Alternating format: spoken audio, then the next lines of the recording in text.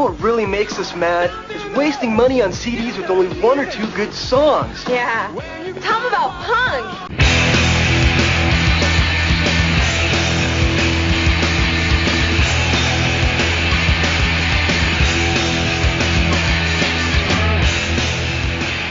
What's up, posers? Welcome to Punk Lotto Pod. I'm your co-host, Justin Hensley. I'm your other co-host, Dylan Hensley. And this is the show where we choose 1 year at random and select one punk, hardcore, emo, or punk-adjacent album from that year to discuss. Except today, we're choosing 20 albums from a year to discuss. And more. That's right. It is the top 20 albums of 2023, our yearly audio, where we just talk about the records that we enjoyed the most over the last year. And you get Huey Lewis. You know, the first year we did the show, we only did a top 10. We just chose 5 each. Yeah, we could have done that this year. No, I had a good... I actually did have to do work in whittling my list down, so it was a better year than I thought it was. Yeah, and then what was the 1 year that we did it where we were just like, we just talked about everything? That was that 2020? It might have been that year because it was the year that like everybody was home and everybody listened to a million things just because they were bored out of their minds. Yeah. Did we I'm trying to remember if we did like a top 10 on that episode, because it was we did like 4 parts to that because we used all the guest audio too. I feel like we probably had like a list of our top picks at the end, but I don't remember what we selected, and without going back and actually listening to them, it's kind of hard to find what was our top 10. But then, was it 2 years ago? We started just picking 10 each. So that's a good number for us to talk about. And if you are interested in hearing more about the year 2023, head over to our Patreon, patreon.com/punklautopod. For $1, you get access to all of our weekly bonus audio. And our most recent audio, we did a chart dive of the year 2023, where we talked about the albums released in 2023 that fall under the punk category on rateyourmusic.com. So I'm sure it'll be a bunch of weird stuff that no one's ever heard of. Yeah. Lots of goth records and I'm trying to think of there's always a ton of post-punk stuff that's just like, this is barely post-punk. And a billion metalcore records. Yeah. And also, something a little different for us, we have launched a Redbubble store. This is in the link in the bio. I don't have the handle memorized yet. It's probably redbubble.com/punk-lotto-pod, but I'm not 100% sure. Punk-lotto-pod. It's redbubble.com/people/punk-lotto-pod/shop. So probably just Google Redbubble Punk Lotto Pod. There'll be a link in the bio. It should be propagated by the time this episode goes up, that you can actually find it on Google. Yeah, and we put a few different designs up there. We kind of limited it to non-t-shirt products, mainly because we know that a t-shirt product from Redbubble is probably not going to look great.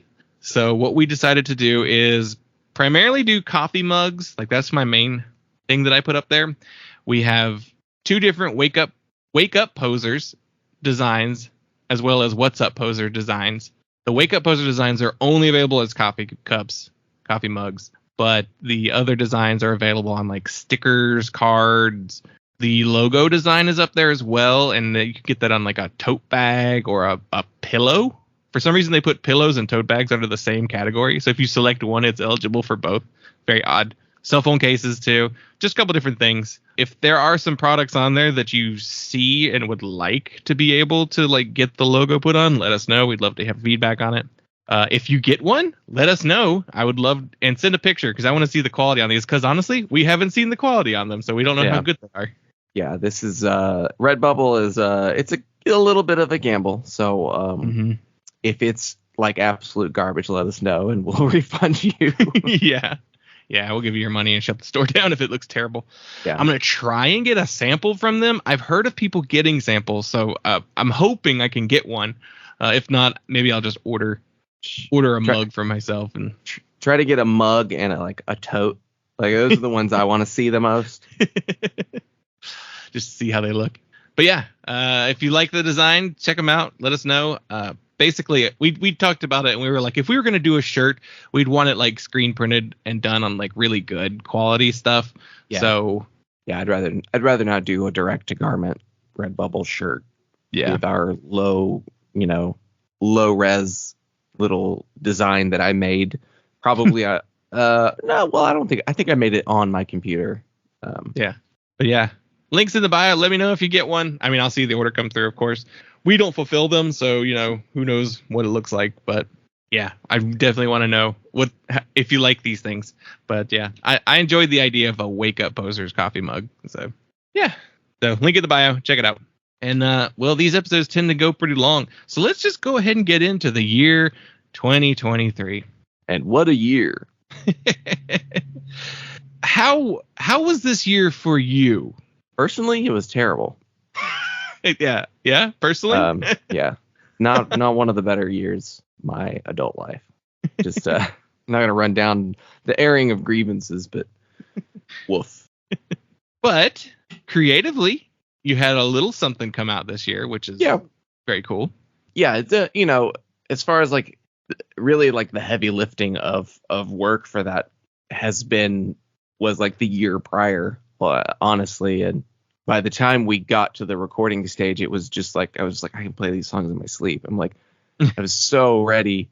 Not to say that we didn't, run into issues with, in the process of recording and just being like all being on time at the same time. Recording live was maybe not the best decision in hindsight. Something I'd like to do differently in the future. But I think that it still accomplished what I wanted it to do in recording live. So I'm happy with that. I am still glad that we did that. It was good to have that experience. But like when it came to doubling my guitar parts, I was just like, yep, just played the whole song all the way through. Just like, maybe stopped one time on each song. So like I was ready.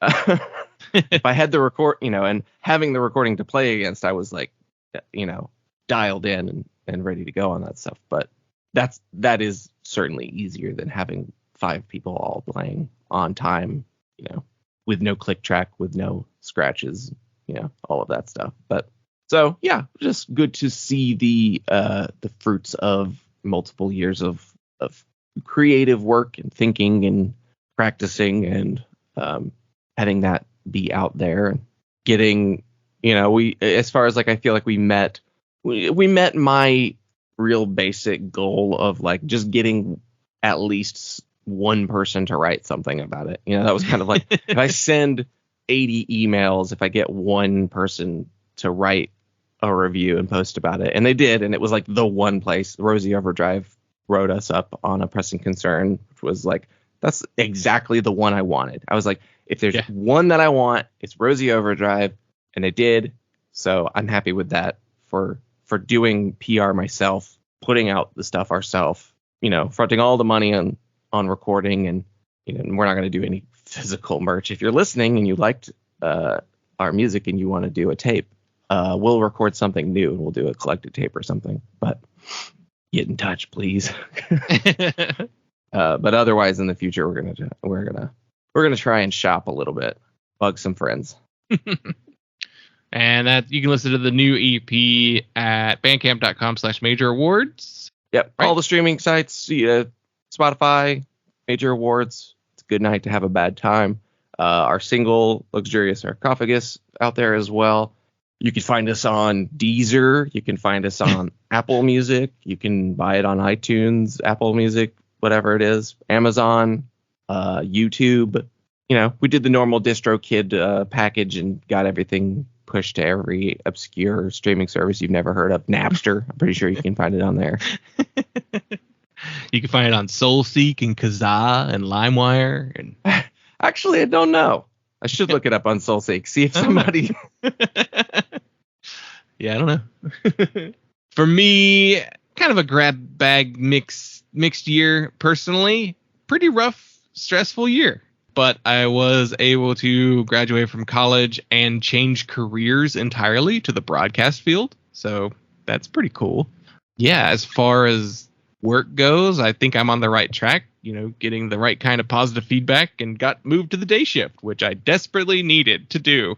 My mental health has greatly boosted in quality since moving to dayside. So overnights, not great for the brain, but yeah. So good stuff in that realm, but otherwise kind of a tough, stressful year, which I think it was kind of for everybody. But yeah, it's the post-pandemic, breaking point where I feel like everyone's adrenaline to power through COVID and then reopening from COVID and a not great political oh god sphere that we live in currently.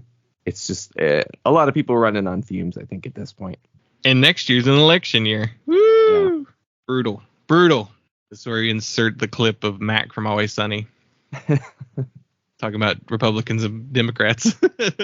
I guess for the podcast wise, we hit our 250th episode. It was our 5-year anniversary. So big landmark milestones for the show there.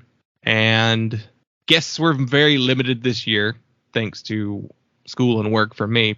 And hopefully in 2024 that will switch, and we'll be having more guests on a little bit more frequently. Maybe not the clip that 2021 was of just like a guest every week for a year straight.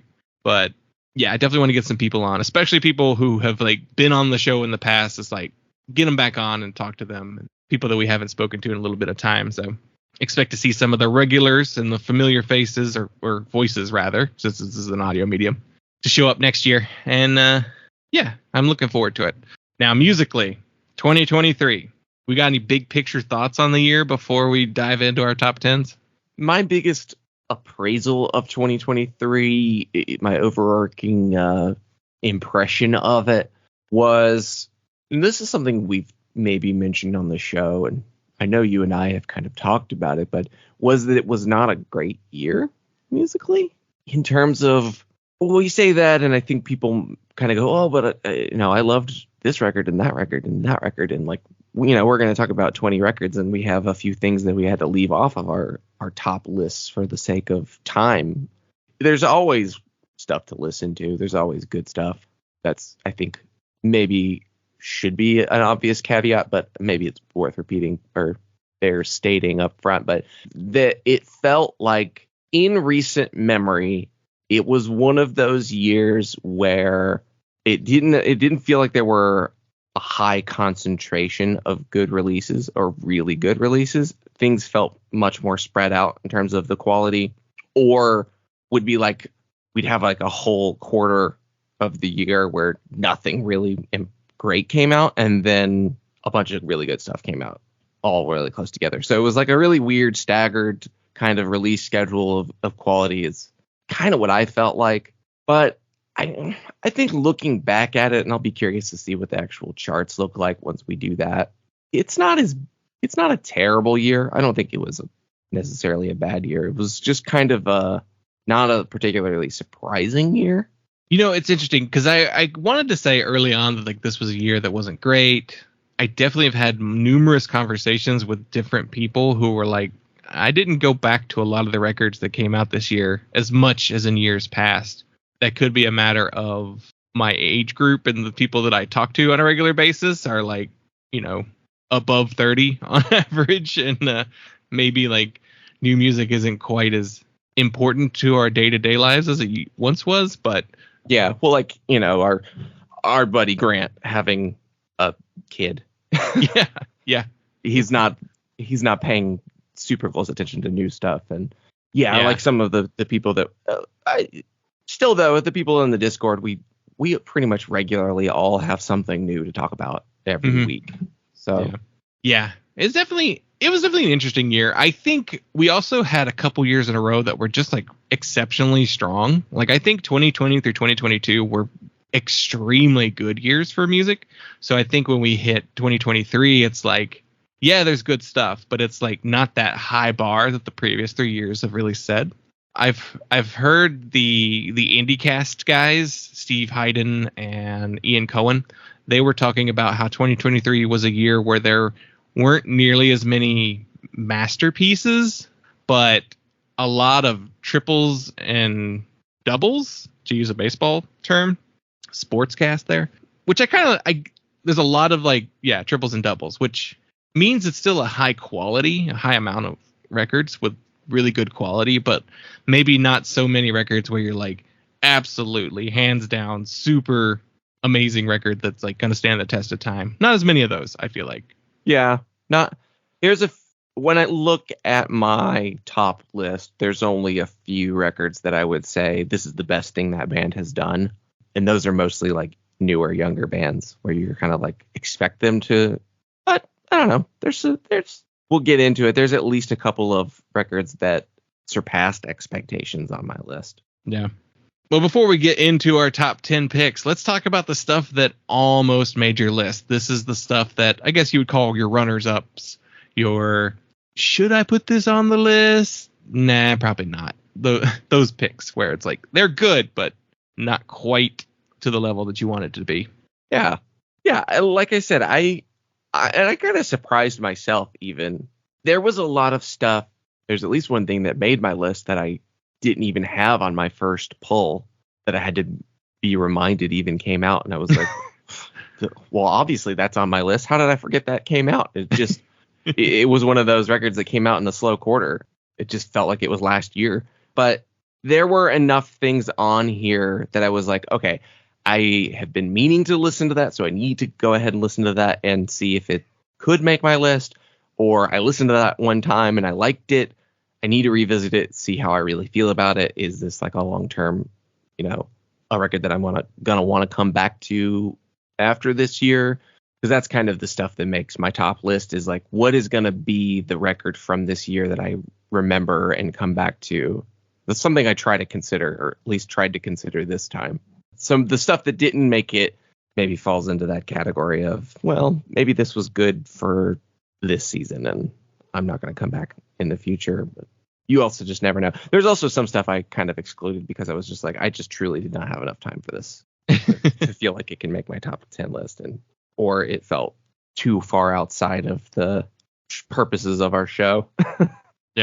Yeah, definitely. I mean, I have a list right now. I'm working on like a bigger, maybe top 100 list that I'll just like post a list on probably the Patreon or something like that. It's not going to be like a blurbs written for every record type post, but just to get an idea of like what I was really digging this year. And you're not going to post your top 200 albums 6 months through next year. No. I think that energy, I've lost that energy to be able to do that kind of thing anymore. That's a young man's game, and I'm past it at this point. Right now, You're just gonna get a dry ass list where you go, oh, I like that one. That's a paid writer's gig. Yeah. And also that's for the people who like actually blog regularly and they already have a blurb written about the record that they can just copy paste. Yeah. And repeat. Yeah, that's what the audio is for too. Like I did my series of top demos, EPs, singles as well. And that's where I talked about a lot of that stuff. And plus like the new release audio that I did throughout the year, I talked about that a lot. So that's my like actual talking about it. So yeah, I'll publish a list probably like January 1st. It's like, here's my Hot 100 and check it out. You probably heard me talk about some of this stuff, but well, what are some records that didn't make your list?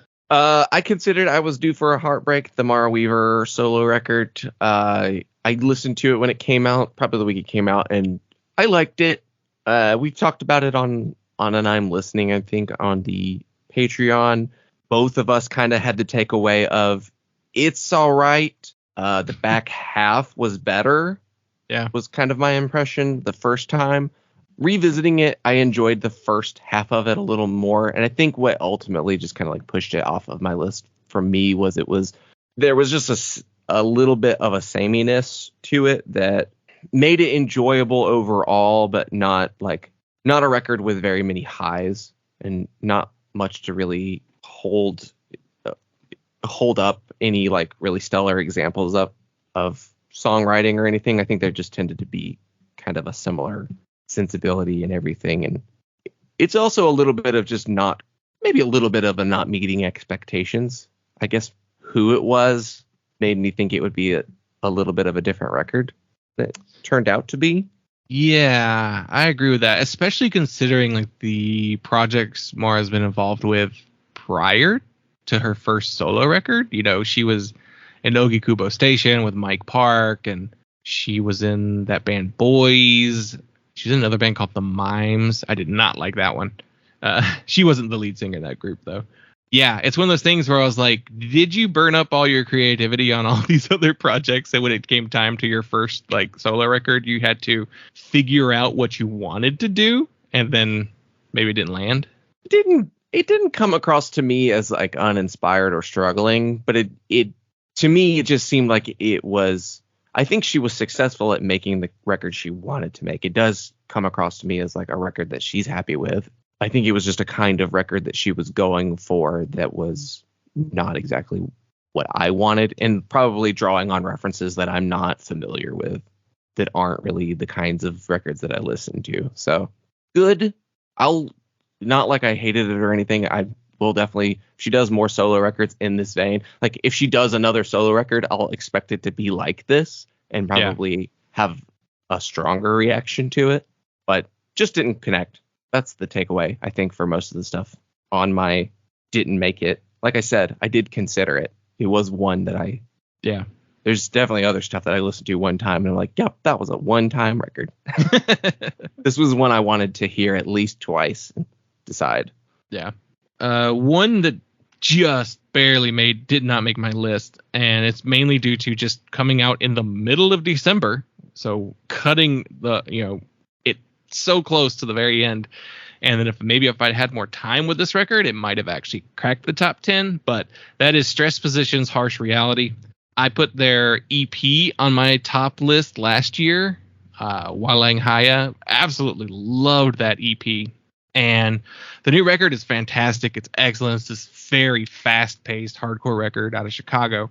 Great, great, great band. But the thing I think that just kept me from like putting it on that top 10 is it just came out like 2 weeks ago as of recording. So I was like, I don't know. Can I put this here? Maybe not. I've done it before, but maybe this one just wasn't quite strong enough to cross that threshold. But really, really like that band. Really like that record. And hope to spend more time with the new record before all the deluge of new records comes out in 2024. Yeah, that's something to talk about. Maybe that's a Patreon discussion to have about, because I did want to talk about predictions for 2024. Yeah. So we'll pitch it now. We're going to talk about that at the top of our Patreon, and then we'll do the chart dive. Because I have a feeling we're going to have to pad the chart. I know Rate Your Music charts. Yeah. I know, especially in the release year, what they look like versus what they look like a couple years later. That'll be a good conversation to have at the top. I considered Can't Make Any Promises by Radiator Hospital. I enjoyed this record. It seems like a lot of people maybe didn't. It has kind of a low rating on Rate Your Music, but I don't know. It's been a long time since I've actually even listened to a new Radiator Hospital. I think I probably listened to the 2017 record. And they've put out like 2 records in between. And I think I might have even missed a record in between Torch Song and the 2017 record. I loved Torch Song. That was a record that I loved from the 2010s. A very, very memorable record. I guess helped by the fact that, Kiernan Shipka from Mad Men and Sabrina name dropped them in like some interview in Vogue or something. I missed that. When that album came out, she was like, I love this song, Cut Your Bangs, or whatever it's called. Oh, I remember that now. Radiator Hospitals. Like, that's cool. She's got good taste. I really liked the new record. I just didn't spend enough time with it. And in revisiting it, I was like, looking at what else was on the list, I was like, pretty good. Doesn't really stack with everything else I want to talk about. So, a good record. I liked how they had I liked what they did with it. Kind of noisy, some drum machines. Kind of a different record than I expected, but I enjoyed it. I was very close to putting Pulses. It wasn't supposed to be like this on my list this year. Our friends in Dumfries, or Dumfries as they called it, we had them on the show. It's an awesome record. It's really good. It's really fun. I probably included their 2021 record on my top albums list that year. I'm not 100% sure if I did or not, but this record is just a really fun, progressive, post-hardcore album that's part of the swancore genre that I'm definitely too old to fully understand. But the record rules. It's like a mix of so many different sounds too. Like really cool guests on there too. Like Jer from We Are the Union and Scotchy Network's on there, as well as some of the Callous Dow Boys are on there too. So very cool record, very fun record. Makes me feel my age when I listen to it though. Yeah, that's a record I definitely enjoyed this year. That was a really standout record. Not quite in my lane, and probably ultimately why I didn't really consider it for my top. But it's still cool to hear. It's one of those records that's just enough outside your lane that you're like, I know this isn't really for me, but when you listen to it, you're like, that's a really well-made record. Yeah. And I'm glad someone's doing this, and I'm glad they're having some success. Like, people are into that record. They're doing well. Yeah. Pretty well. Good. Very good. I really enjoyed the Sea Blight record that came out this year. Lemon Lights. I haven't listened to their first record, but this was one that was on my radar from kind of around the time it came out, and I didn't get to it. And ultimately, that's why I didn't. If I had listened to it when it came out and then maybe revisited it once or twice for the show, it very well could have made the list. It was a really close one. I really liked this record. Just good poppy shoegaze dream pop record. I love that the album cover looks like a Morellas Forest record. Or I think they were going for more of a lush aesthetic, but just very true to the dream pop shoegaze 90s album covers. Really enjoyed this record. Really wish I had checked it out sooner. We'll definitely pay attention to them in the future. This record got a lot of coverage on a few other sites and blogs, but I really loved Initiate Cerebral Circus. This is one of those hardcore records that I just really loved this year. It was actually a very early contender for Album of the Year. I think it came out in the spring, and I was just like, man, this thing's good. This is like the hardcore record to beat. And I do have a couple hardcore records on my top 10, so like those just slightly beat it out, but the record's a lot of fun, and I saw it covered in a few different places that I thought was very cool that they're getting the coverage they got too. I considered the new Yola Tango record, This Stupid World. I have only listened to it once this year though. Like when it came out in February. I have not had 48 minutes to take a walk and listen to this record, which is really the optimal. Yola Tango is, this is a walking Yola Tango record and not one of the more accessible records in their discography. And it's not like it needed, our praise or anything. As good friend Corey says, it's an aggressively old choice. It made plenty of lists. Very music critic music. Yeah. Good. I think that's a really cool band, and they have some records that I really love. They have a ton of records. I really, really wanted to find a place for Sam I Am's Stowaway that came out this year. I love Sam I Am, one of my all-time favorite bands. And it was over a decade, between Trips and Stowaway. So like it was one that I was like, yes, do Sam I Am. I cannot wait. But like when I listened to it, I was like, this is very good. And that was kind of my like ultimate takeaway. I was like, this isn't as good as Trips. This isn't as good as Clumsy or Astray. It's probably as good as something like Whatever's Got You Down. yeah. Or You Were Freaking Me Out, Yeah. Nah, it's not a You Were Freaking Me Out's a better record than you give it credit for. Yeah, that's one I definitely need to restudy. But it's better funny. than like Billy or Soar, but it's still like yeah. I think Stowaway is a little better than Whatever's Got You Down. It's funny, I did listen to Whatever's Got You Down this year for like the first time probably ever. And listening to it, I was like, there's kind of something weird about that record. And it has a pretty similar quality for Stowaway. Because I listened to Stowaway when it came out. I was pretty excited to hear it. It was like, oh, good, new Sam I Am. That could be great, or it could be just fine. And I think this was in the just fine category. Which is still really good by a lot of other standards, but by the Sam I Am standard, it's kind of like it's hard to really get that excited about.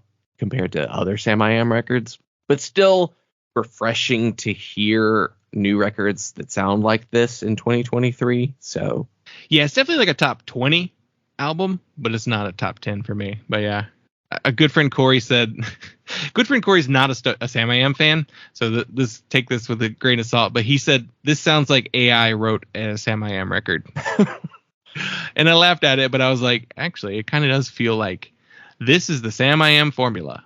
This is how the record sounds. Yeah, it's a little more of what Sergey sitting in front of a DAW, just kind of like piecing the record together, yeah, than it is a true organic Sam I Am record. You got any more, or should we go ahead and move on? I'll throw it out there that I was very, very close on the Dusk record that came out this year. It's their first record in quite a while. Glass Pastures. Really enjoyed that record. Dusk, if you don't know, is the Wisconsin alt country band with Amos from Tenement and a bunch of other farm kids. And it's a really, really good record. I do really strongly recommend it if you're into alt country and you're into country rock. And ultimately the reason I left it off was I looked at what else was on my list and I'm like, how twangy should my list be for the punk show? This is like, honestly, truly just a straight alt country record. I would even put it on the fulcrum that is alt country, and the seesaw that alt country and country rock sit on is a very, very low fulcrum. So it tips very easily to one side or the other. And to me, this is just honestly a country rock record. There's so much of this that sounds like early 70s Stones, Graham Parsons. If you liked this record, I've got some Joe Eli records to sell you. Great, which is awesome. That's totally up my alley. I love that sound and really, really liked this record. Definitely one I'll come back to. But yeah, just for genre reasons, I was like, should I talk about this or should I talk about a hardcore record? Because a hardcore record probably is more important for the purposes of our list. Yeah, every time I put these lists together, I'm like, this list isn't as punk as it probably should be, but oh well. We don't want to get yelled at for our soccer mommy pick or something again. Again, yes. If you want to know what we're talking about, go read the reviews on Apple Podcasts for our show, and you'll find it. You'll also sense a running theme with the negative reviews. These guys don't like circle jerks? These guys don't like the subhumans? But yeah, we'll get into the twanginess, because twang was big in 2023, so... It was. We'll have a chance to talk about that. So, and like I said, there's actually whenever it's you're down to this and you're like trying to find, you're like, well, what didn't make the list? Why this and this and this? It's like you realize how good the year really was. Like I said, there's always like 100 great records that I love and maybe don't come back to like a ton, but whenever I look back at the discography of the artist, I'm like, that record was good. I'm gonna listen to it again. That kind of thing. So. There's always a lot of good stuff. Yeah, and looking back at the stuff that came out this year and having to decide what didn't make the cut and being like, so many of them just being, well, I didn't spend enough time with that. Yeah. Definitely has me trying to be more considerate of revisiting things and spending a little more time with things that I enjoy next year as they're new and they fall within the arbitrary standard that is a year of this is the only time span I'm allowed to listen to this record. Yeah. I have to break that habit. But I do want to be a little more conscientious of saying, hey, I really enjoyed this record the week it came out. Maybe I should listen to it again next week. Yeah. Or 2 weeks from now. Just put it on my calendar. Pencil it in. Revisit new record by so-and-so. Revisit new record from a week ago. Yeah. You liked it. Listen again. Yeah, well, that's probably a good point to jump off into our top 10. So I'll go first. And at one point in the year, probably towards the back half of the year, I was like, I got this long list of records that I put on there when they came out that I never got around to listening to. And I was like, I'm going to start taking names off this list. Like, if I take this name off this list and I don't care that I took it off the list, then was I really going to enjoy it, or was I really going to come back to it? And you could have wanted to see it that bad, or you would have already. Right. But the word yet. Yeah. But there was a thing in my mind that I actually heard the IndieCast guys say. They were like, is this a record I'm going to listen to a second time? And then I was like, oh, wow. That actually is a very good way of like trimming my list down. Like if there's something that I put on a list that I'm like, I want to hear it once, but I also suspect I'm not going to listen to it a second time. Maybe I don't really need to waste my time on that record. And maybe I should just go back to a record I did enjoy and get more replays out of it. So this year is the burden of guilt for not listening to something that you're only mildly interested in listening to worth carrying around. When I could have just like really enjoyed a record by someone I've already heard the album from, but like maybe I only listened to that record 5 times in the year instead of like 6 or 7, like I could have, and really felt like I knew the album. But so that was in my mind when I was making my list. I listened to, in years past, I've done like over 400 albums. I think this year I did not hit 400. That partly is due to school and work and working overnights and all that kind of stuff. But yeah, I just was like, I cut bait on stuff a lot quicker. Like if I got 3 tracks in and I was not feeling it, snip it off and move along. And I was aggressive in my last round of just like, I'm interested enough to hear this. And I would get like 2-3 tracks and I'm like, I'm done. I'm not. Yeah, I've heard enough. This isn't going to finish out well for me. And the overall kind of feeling that I had going into this year was, is this record fun? And is this record catchy? Now, sometimes a record can be catchy and not necessarily like an upbeat fun time. Like it can be a slower record, but it still has like really good melodies and vocals and stuff like that. Then it makes the list, But like, am I getting a level of joy out of this? Is kind of how I have approached everything I listened to this year. And if I was just like, it's good technically, but didn't like feel anything for it, it didn't make the list, or I bailed on it, So, and if the first half of a record doesn't hook you, it's not a good record. It's your first 3 tracks are probably your 3 most important tracks on an album. And if those 3 don't work, your record failed. So, so long. I don't know. I don't have an example of a band that I did that to, but so we will start with my number 10 selection. And that is Cool Space by the band Connections.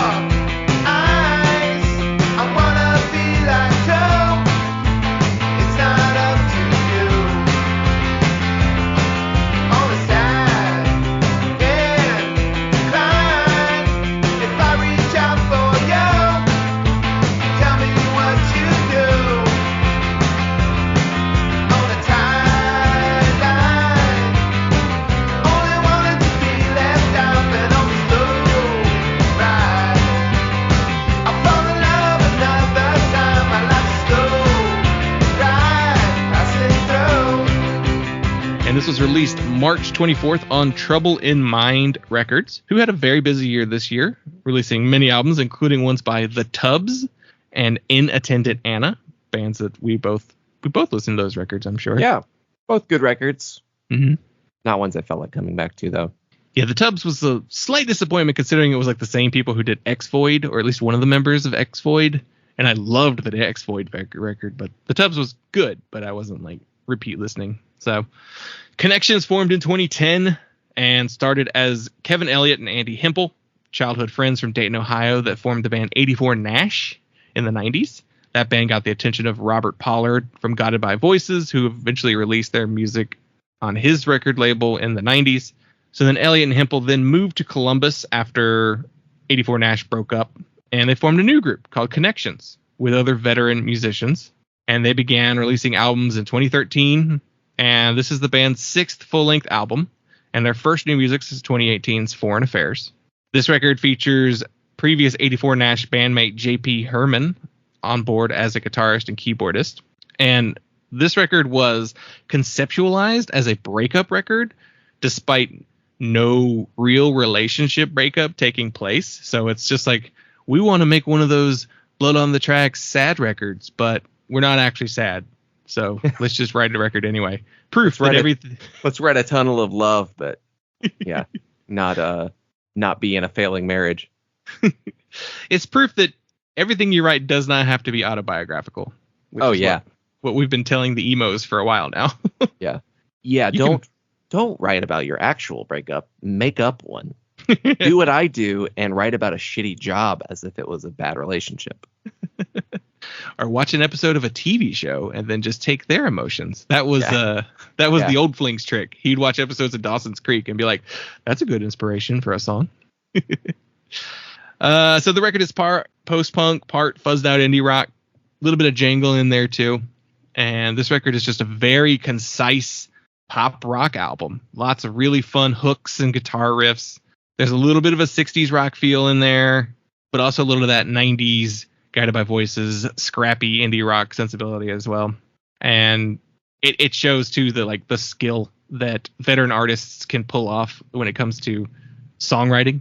It feels borderline effortless. And then when you think about how hard it is to actually come up with a catchy tune, it's like, oh no, you're just immensely talented. And this band actually kind of reminds me of groups like Level Up and Merry Christmas, the San Jose band, and even like a little bit of the Radiator Hospital, like the more full band type stuff. I had no knowledge of this band whatsoever. They're part of that Guided by Voices universe, and that's a universe that I do not want to enter at all. Talk about a multiverse of madness. 10 Guided by Voices records a year, something. Yeah. I've never listened to a full Guided by Voices record besides and I've heard just like random songs. And it's a discography that's way too big for me to tackle. It's impenetrable to me. Like I know you could just pick one and start listening, but I don't want to. There's too many, Challengeography, Guided by Voices, series would never end. You could do an entire ongoing podcast on the Guided by Voices discography. And so to me, Connections is what I think that band probably is, but not as difficult to get into. But it's just a really fun indie rock record, fuzzy stuff. Not quite the sound of 2023, though there's a few records that kind of hit that, but loved it. I really loved this record a lot. I came back to it quite a few times, and I think I found it on Rosie Overdrive. So definitely a blog to be following for sure. But yeah. My turn? Your turn. All right. This is one I know you listen to. It's AJJ's Disposable Everything.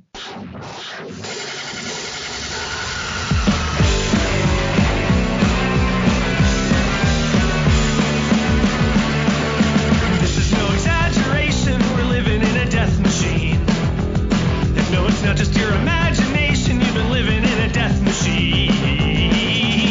Some of us are passengers. Some of us are driving. And almost everybody's getting bled to death to keep the motor running. I'm not being hyperbolic. This place is a death machine. Literally and symbolic in the belly of the death machine.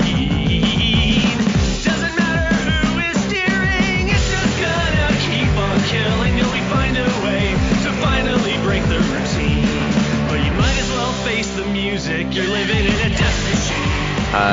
This was a record that I really enjoyed and also included on this list because it fits within a category of records where my expectations for it were very much surpassed. Really haven't loved anything AJJ has done in a while, in a really long time actually, because they started a string of records like almost 10 years ago that I just struggled with. Christmas Island and The Bible 2 specifically being records that like Christmas Island I had to put a ton of work into really enjoying, and then like The Bible 2 I was just like I'm not putting in the work on this one. So my thought for and Good Luck Everybody is a good record, but it's such a like outlier of a record. Like it set out with such a specific purpose for what kind of record they wanted to be. Disposable Everything felt like a more of your normal AJJ songwriting process kind of record where they're just like, yeah, this is the songs that I wrote in a span of a certain amount of time, and they're on the record instead of like I'm going to sit down and write, a political record about the Trump presidency or something like that. It's just like this is the kitchen sink of AJJ kinds of records. And so I was like, I know Good Luck Everybody was good and different from the prior two records. I still have such a soft spot in my heart that I'm probably going to always check out an AJJ record. They're not in a You Lost Me There camp, even with a couple of weaker records in the last 10 years. So I went into it with just pretty low expectations. I'm like, there's a very high chance I'm not going to love this record. And I really enjoyed it. Like, it was kind of like you like scrunch up your face and you peek through your fingers, and it's like within a couple of tracks I'm like, okay, this is good, I can get into this. Like, there's I'm into that. I like that. I really love, like, Moon Valley High is a great song. I love that song. It's one of their best in 10 years, longer than that. I felt like on first listen the back half of the record had a couple songs that I wasn't particularly into, but then they kind of grew on me. I gave it a second listen not long after listening to it the first time. And then I revisited it again this year, and I'm like, all right, like, I know what they're doing. Some of these songs are in a category of I wouldn't have done that if I were writing the songs and making this record. They're choices I wouldn't have made, but I get what they were doing, and that's kind of honestly true of most AJJ records. Some of their best records of all time have like Kazoo Sonata. I'm like, well, I wouldn't have done that. So.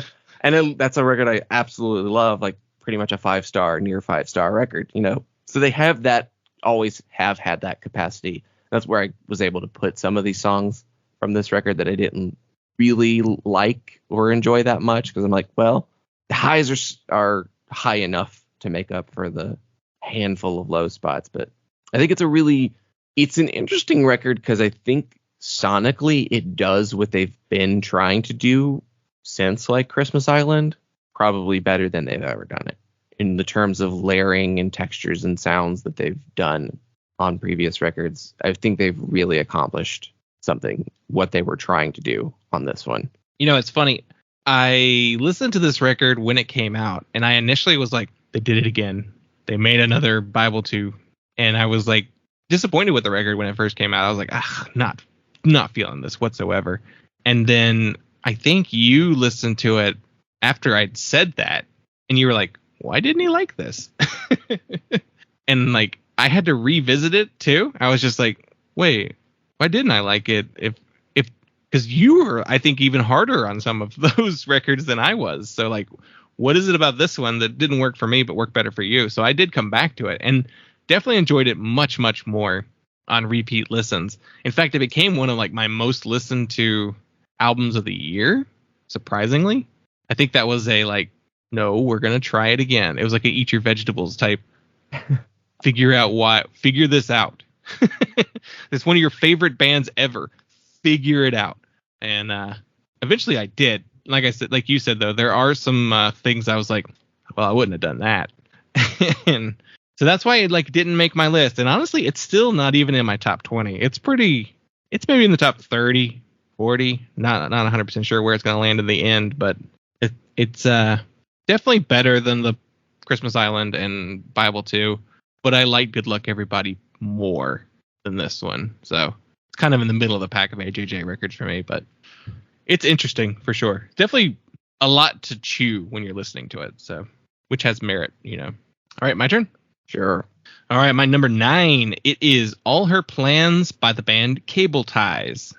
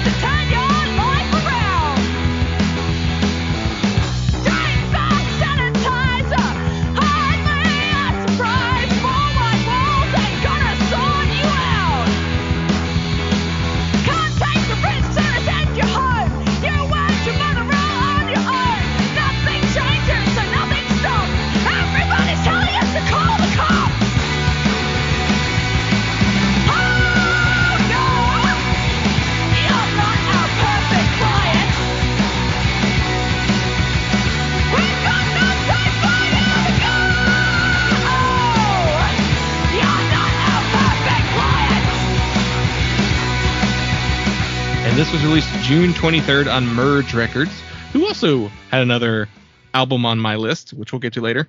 But Merge also released the Matt Kroll EP, which was the Matt from Superchunk and Mike Kroll collabo EP.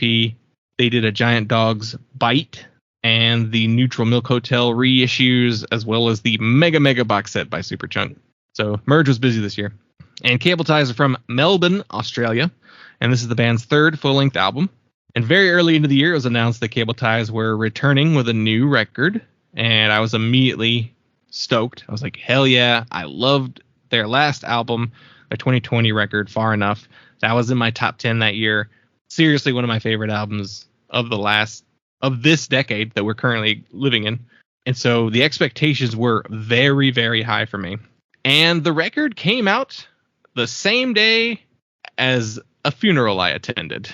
So I listened to it going to the funeral, maybe going home from the funeral. One of the two.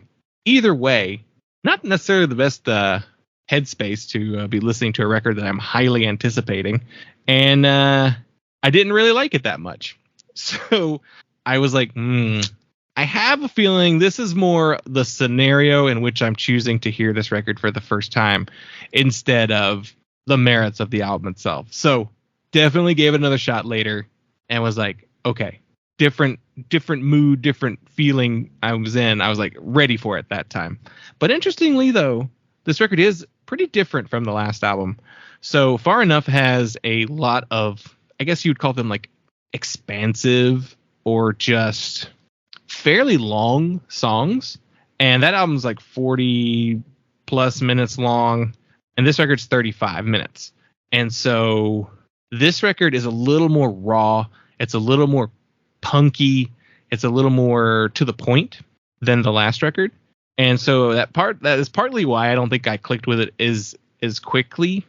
And so I guess I was just kind of expecting more of that kind of, the word epic is laughed at as a term, but there's a little bit more of that feel on the last record. And so with this album, it's dealing with a little bit more serious matters. The record is kind of about lead vocalist and guitarist Jenny McKechnie, her mental health state over the last couple of years, especially during the pandemic. So there's a lot of songs on here about mental health and drug abuse and the state of the medical care system in Australia, which, spoiler alert, it's terrible there too. I don't know that Australia has universal health care or not. I think they don't do, but it's not one of the better ones. Right. It's a really good record. It's very serious in all of its themes, but it's like there's an anger and a passion behind it that definitely comes through, especially on the vocals. I think Jenny is one of the best vocalists in music today. Like, she has a truly powerful voice that's really melodic and really still has a punk edge to it. Fits in very closely with the Australian punk scene right now, with bands like Amyl and the Sniffers being so huge over there. This record actually got some awards. It won Best Group and Best Rock/Punk Work in the Music Victoria Awards, which is an award for the entire state of Victoria in Australia. If you know anything about like Australian geography, I think there's like 5 states in the entire country, and like Victoria is like one of the biggest. It's a pretty huge one. I think there's like 5 states and 3 of them are empty. Right. Yeah. 3 of them are like a desert. It's like all the coasts are where everything is. Yeah. There is definitely like states where you like enter it and you see one of the signs and it's like no services for 700 kilometers. How do you cross this? And so they were also nominated for Best Punk Hardcore Act at the National Live Music Awards, which is an award for live performances in Australia. So kind of makes me really disappointed that I wasn't able to get to see them when they came to the States to tour. They didn't come really close enough, really, for me to be able to get a chance to see them. But like, if you're getting nominated for like Best Live Band, that means you probably put on a pretty good show. So would have loved to have seen them this year, but didn't happen. Though as long as they're active, they came through last album they put out. So hopefully they'll put more music out and come through again. So is there a big rock music export policy that Australia has concocted to try to trick people into thinking that they should move to Australia. Because it's like there's always huge stuff that comes out of Australia. And it's like it's all sloppy rock music. It's just like, hell yeah, kick ass. You're like, is Australia like secretly super cool? And it's like, I know people who live in Australia, and it's like, it's horrible. Don't move here. It's a giant Arizona. If Arizona was a country. Yeah. Like super conservative, you know, and mostly a desert, and kangaroos are like gigantic rats that infest the country. I mean, I know people who visited it and thought it was awesome and had a really fun time. So I don't know. Maybe it's different from living there, but it's a visit place. Yeah. And it's also like you go to Sydney? Where are you going to actually live? Sydney, Brisbane, Adelaide, Melbourne. Yeah. But yeah, love this record. Love this band. Yeah. Next on my list, it is the new Gel record, Only Constant.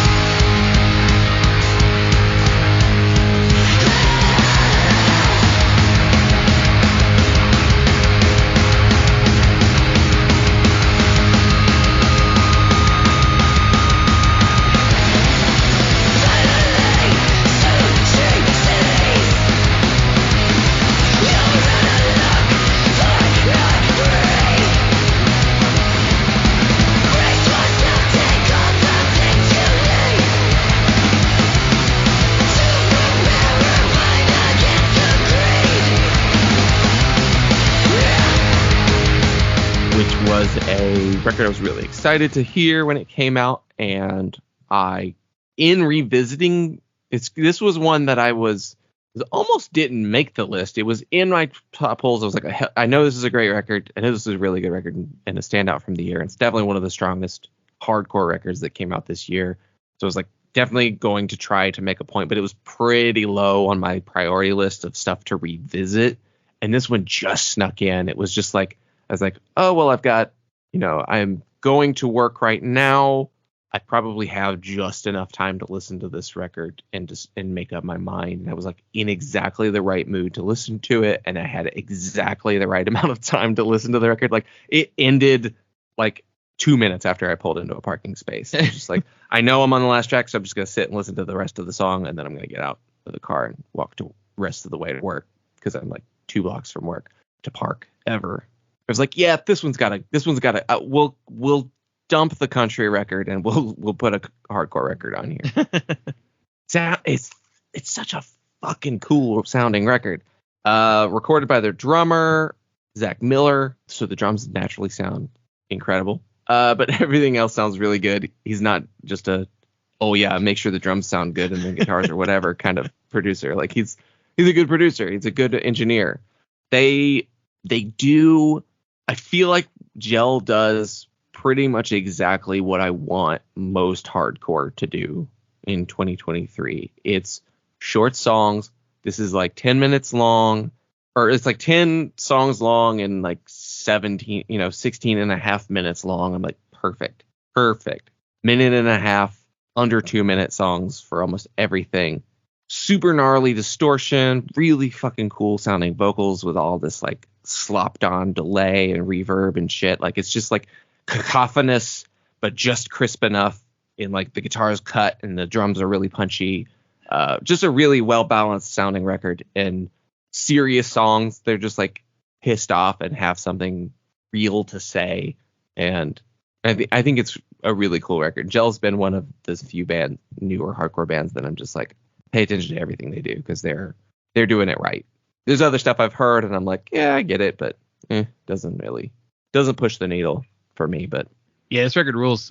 Gel feel like one of the powerhouses of hardcore right now in the US, and also they feel like they're on the same trajectory that's going to wind them up in a Taco Bell commercial. Just like the type of people who talk about them and the bands they tour with. I don't think they have enough of the polished sensibility to make it to that commercial. I feel like they're always going to retain that, because there's like a converginess even to like a lot of the tone and ugly sounds, and I don't know. I can't imagine them stripping it down to just rubber band riffs and clean box. Yeah, I definitely saw it talked about with the same way that people talked about Scowl, though, last year or the year before, whenever their LP came out. So I could see it eventually, maybe. But yeah, you're right. There is something about their harder edge that maybe doesn't quite translate to selling Toyota cars. Yeah. But yeah, it's a great record, though. Really cool, hardcore, straight to the point, just like fun stuff, which is what I want in my hardcore. To the point. Have fun.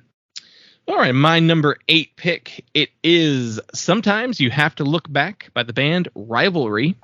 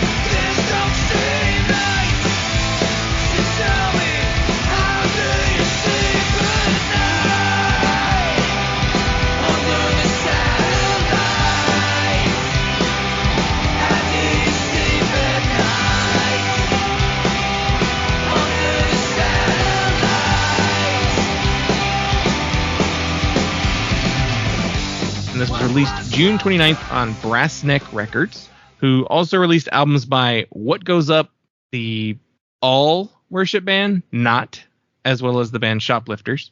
All those bands also had their records put out in different labels around the world, but the UK, that was where they came out.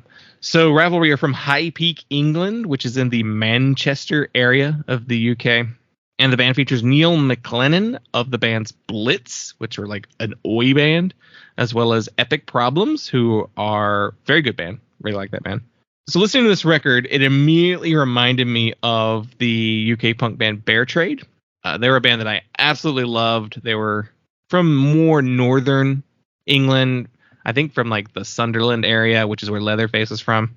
And to me, Rivalry kind of picks up right where Bear Trade left off. It's that same gruff punk inspired by Leatherface, but also a little bit of the U.S. Long Island scene, the Iron Sheik and Latterman inspired stuff. Manchester's a little bit different scene, though, than Sunderland. And surprisingly, though, vocally, there's a lot of similarities there. Very Leatherface inspired, gruff vocals, great melodies. Rivalry was apparently a COVID lockdown project that formed while they were in lockdown. And then I guess they just enjoyed doing it enough that they were like, yeah, let's do a whole record. So they did that. This is their first full-length album. They really only had singles out prior to this, which were the songs Ventura and Satellite, and they're on this record. And I just love this style of punk rock so much. The UK scene seems to be keeping the gruff punk feel alive, especially since it kind of dropped out of fashion in the US. While I do think it's coming back, if we're going to do predictions, I don't think it'll be fully back by 2024, but we'll have some steps in that direction, but we're moving that way. Yeah. And Brass Neck is one of those labels that I just really like because they've always, any band I found on that label, I had no idea who they were before. And once Brass Neck puts their stuff out and I hear it, I'm like, this band rules. I'm so glad this label exists. You know, they had bands like Chestnut Road, Custody, and Heavy Heart, all bands that I really love. And so it's just a really good label that I follow closely and check everything out that they put out just to see what's coming out. This is very much a summer in October type record, even though it did actually come out in the summer, but it has that punk. I imagine summer in England is probably more similar to October in Florida than we realize. But I really enjoyed Epic Problems, which is very much in the same vein as this record. And the vocalist on this is Mark McGill, and he apparently had a band called the Down and Outs. And I listened to a little bit of his old band, and I was like, oh, this band's great too. Why didn't I know them? So there's a lot to discover in the UK punk scene. But yeah, I love this record. It's one of those ones where I was like, every time I listened to it, I liked it more than the time before. Like my first listen, I was automatic like this record rules. Second listen, I was like, this is one of the best of the year. And then like once a couple more, I was like, this is like top 10 album for me. So very cool, very fun, gruff punk record from the UK. I just listened to like 10 seconds of it. And I was like, oh, Leatherface punk. Cool. Yeah. I like this. We need more Leatherface punk. I mean, I know that was what the entire basis of the Fest record, or of No Idea Records, discography was, just Leatherface core. But yeah, we need more. Next on my list is the new record by Half Stack, Sittin' Pretty.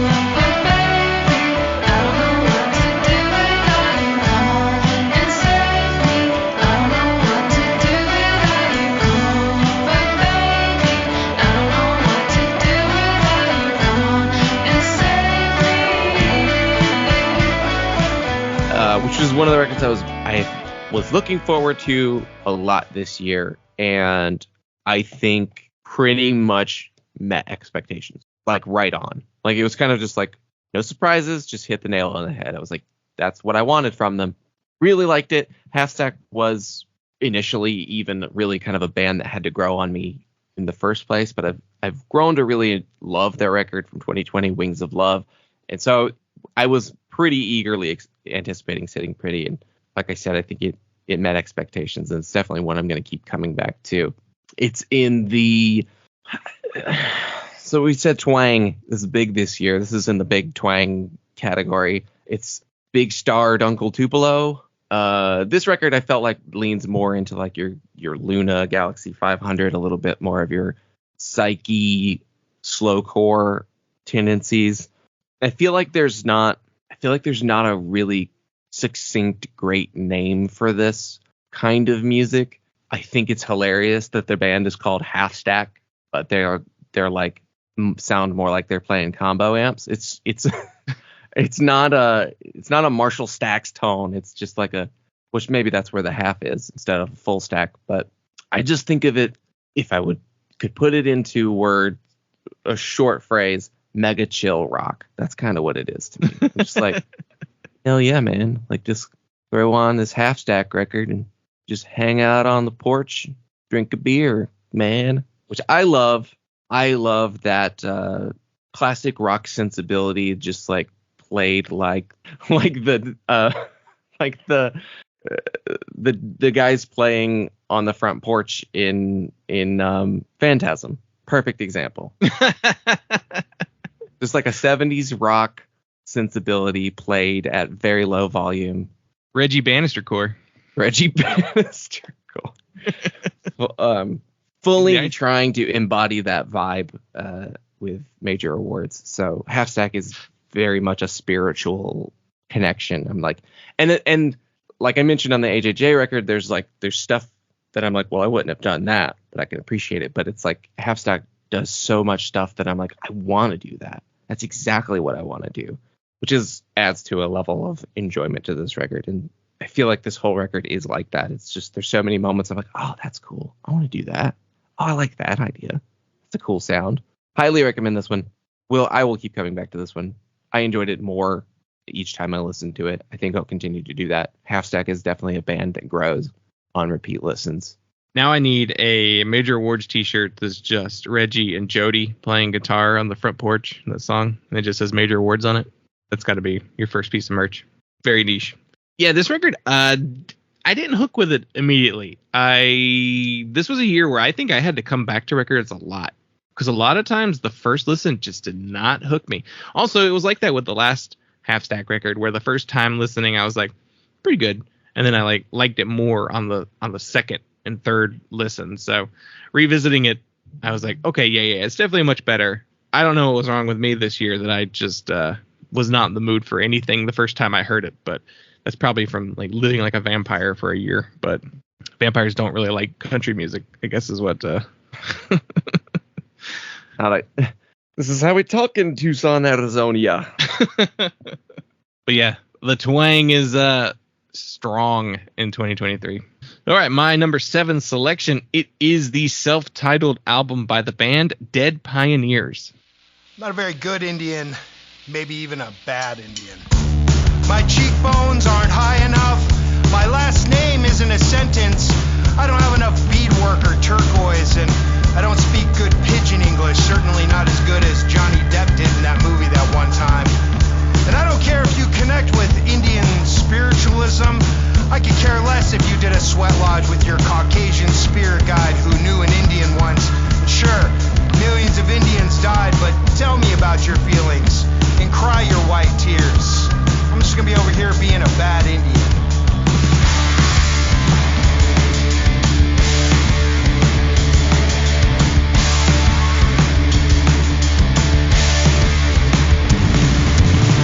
Released September 16th, Dead Pioneers is the musical project of native artist Greg Deal. I've been following Greg's Instagram for a couple years now. I very much love his series that he did of vintage comic book panels that featured native caricatures attacking like soldiers or cavalrymen or like cowboys. And in the image, the characters are quoting classic punk lyrics. So lots of Descendants and The Clash and Stiff Little Fingers lyrics being yelled by a native trying to attack a British soldier with an axe. Very fun stuff. And then he has a whole other series, just like different artwork that's just really, really awesome and really cool. So when I saw that Greg was working on a musical project, I was like, that's interesting, because I know he had like roots in punk music. And so I was like, okay, let's check this out. And then he got COVID like at the very beginning of the recording process. So they then had to pause the recording and then come back to it later. Then finally Dead Pioneers released their first music. And it's probably one of the most in the spirit of hardcore punk records that has come out this year. The very first track that they released was a song called Bad Indian, which is a like spoken word type song where he discusses all the ways he does not fit the stereotypical things that white people expect from, quote, Indians. And so there's some really funny lines in the song too about, someone asking him what his Indian name is, and he says, it's Greg. And then she's like, no, like running deer or something like that. He says, oh, you mean like walking eagle? And it's just a funny little punchline after that too. But it's a really cool record that is part spoken word, part just straight ahead hardcore punk, and is very political, very socially aware, socially leftist, very much discussing the ways of what it's like to be a native person in the United States today, and very anti-colonialism. Really, really, really cool record. Does feature 2 covers on it as well, including The Punchline by the Minutemen, which makes the line about Custer dying with shit in his pants hit even just a little bit better. And there's also a cover of The World Up My Ass, which is a Circle Jerker song. I adore this record. This was one of those records that like I knew I was going to like before it even came out, and then when it came out, it delivered in a way that just perfect. It was just exactly what I wanted it to be. It was how it sounded. I love Greg's artwork. Definitely should check that out. He's recently did a like live exhibit piece where he made like an entire like costume, and he's like standing in like an exhibit. It's very interesting stuff. So he's a very multimedia type artist, visual and musically now. And I believe he hosts a podcast with his daughter. I think it's called like Kittens and Drugs or something like that. And they just talk about music, and it's a lot of punk music. So that's a good podcast too to check that out. But yeah, just very much enjoy this record. It's very fun, in the spirit of 70s and 80s American hardcore and punk. So very cool stuff. All right, my next pick is the new Suzie True record, Sentimental Scum.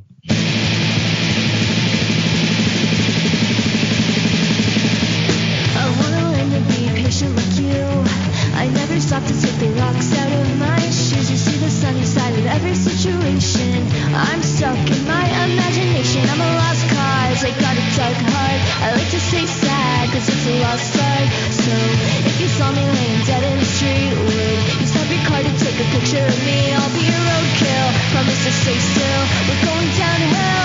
From here, from here. Hey, hey, I'm learning how to dream.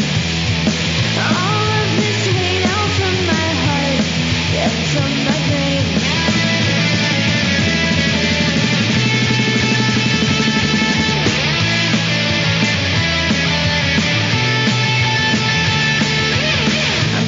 Which is like first listen, kind of like a hell yeah record. Like this is going on the, this is going on the top list. There's no way I'm not talking about this record at the end of the year, unless it's just like a thrilling last 6 months, because this came out in June, so right in the middle of the year. I was just like, yeah, this is a lock. Suzie True, who we've had on the show in the past, Lexi and G are LA based 3 to 4 piece. They have like sort of a fourth member, I think more of a touring member, but punk as fuck. I was just trying to think of what to call this. It's very much eyebrow ring core, a very strong 90s rock, punk, Riot Girl sensibility. Not to pigeonhole them because of gender or anything. There's like I feel like a direct influence of Riot Girl and in their sound and the way that they're writing songs and what they're writing about. And yeah, the songs, all the songs on here, they're about like, breakups and shitty dudes and being women in music or, non-men in music and getting talked down to all the time. They've definitely got plenty of horror stories to tell about being non-men in punk and alt scenes, and lots of songs about like struggling with, addiction and a lot of like longing and a lot of trying to recapture some sense of like youthful innocence. I think it's something that I've seen Lexi kind of talk about in terms of their aesthetic and why they lean so much into a lot of the that whole muffs, baby doll dresses kind of look in punk, the classic look that a lot of bands have been really reusing a lot in recent years. But tons of killer riffs on here. Lexi's voice sounds great. Tons of super memorable hooks. A lot harder and rawer, and not rawer in production, but in terms of like vocals than I expected. And it's kind of a record that I feel like it gets harder as it goes. It's just like each song is just nastier than the last one, but also super catchy and poppy. Just an exciting band to watch and keep an eye on. And they're doing well. They're getting good show offers and tour offers and things like that, and having some cool stuff land for them. So Team Suzie True over here, I guess. Yeah, this record rules. Like, it was one of the ones that I was like, I think we knew it was coming out very early in the year, so it was one that I was just like, oh yeah, gotta pay attention for when this record comes out, because I loved their EP that they put out prior to this. And you're right, like this record is like just a little bit rougher around the edges than the previous material. Like it's definitely a little bit more you're right, it's not the recording is raw, but the performance is more raw. It's just like a little bit more just like harsh than the previous material. And it rules. It rocks so hard. It's such a good record. It's their first like full length album too, so very cool to like have this be the main debut. Like not everybody always checks out EPs by bands before they put out their first record, so I'm sure a lot of people heard this is the first thing they heard by them. So just rocks. It's really good record. I love it a lot. I love everything they do, and they are really cool people, and we've enjoyed talking to them. So yeah. Okay, my number 6 pick, it is Hands in the Honey Jar by Open City.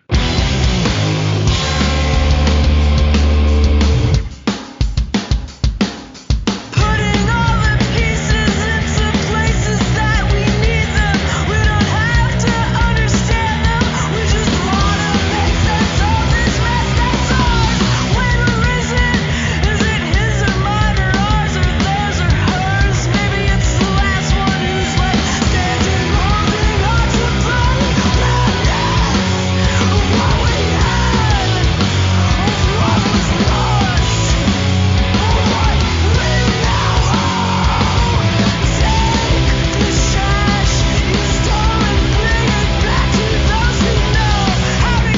Released October 6th on Get Better Records, who this year also released albums by John Allison Weiss, Hers Collective, Pictoria Vark, Vile, Landy Hecht, and Empty Country. Busy year for Get Better.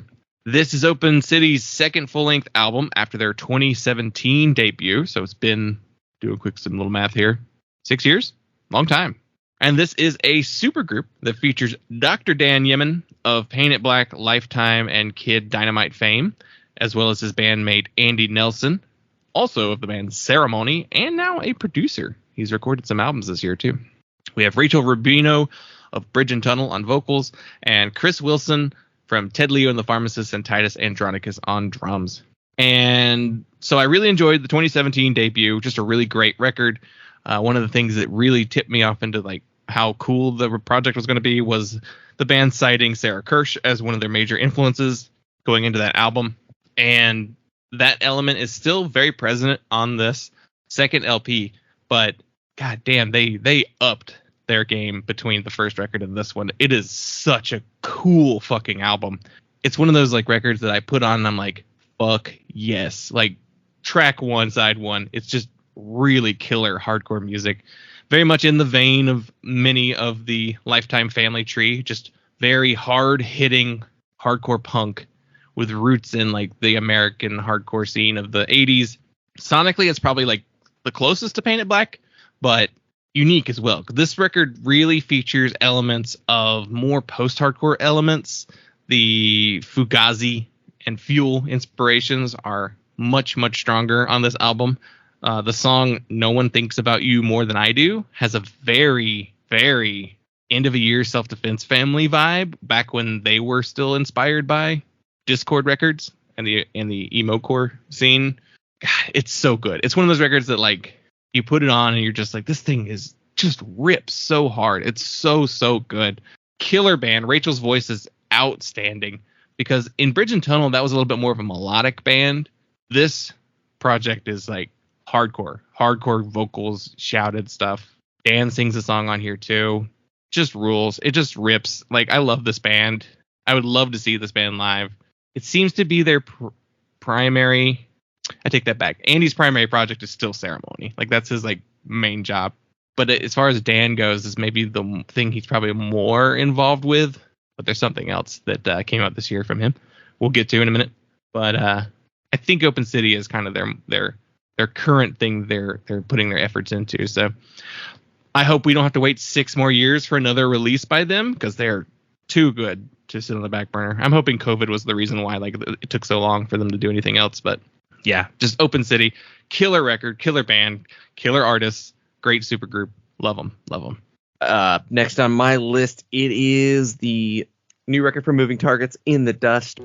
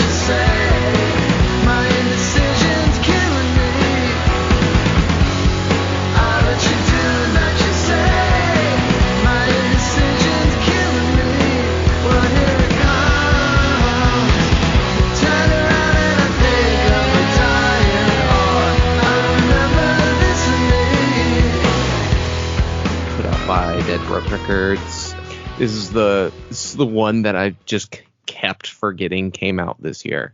I'm like, and it's easily one of my most listened records this year. It is my most listened new record that came out this year. It came out in January. Yeah. Which is why it's like, oh, that came out last year, right? No, that was this year. Nope. I got you bought me a copy of it, actually. Yeah. For your birthday. Yeah. Really good record.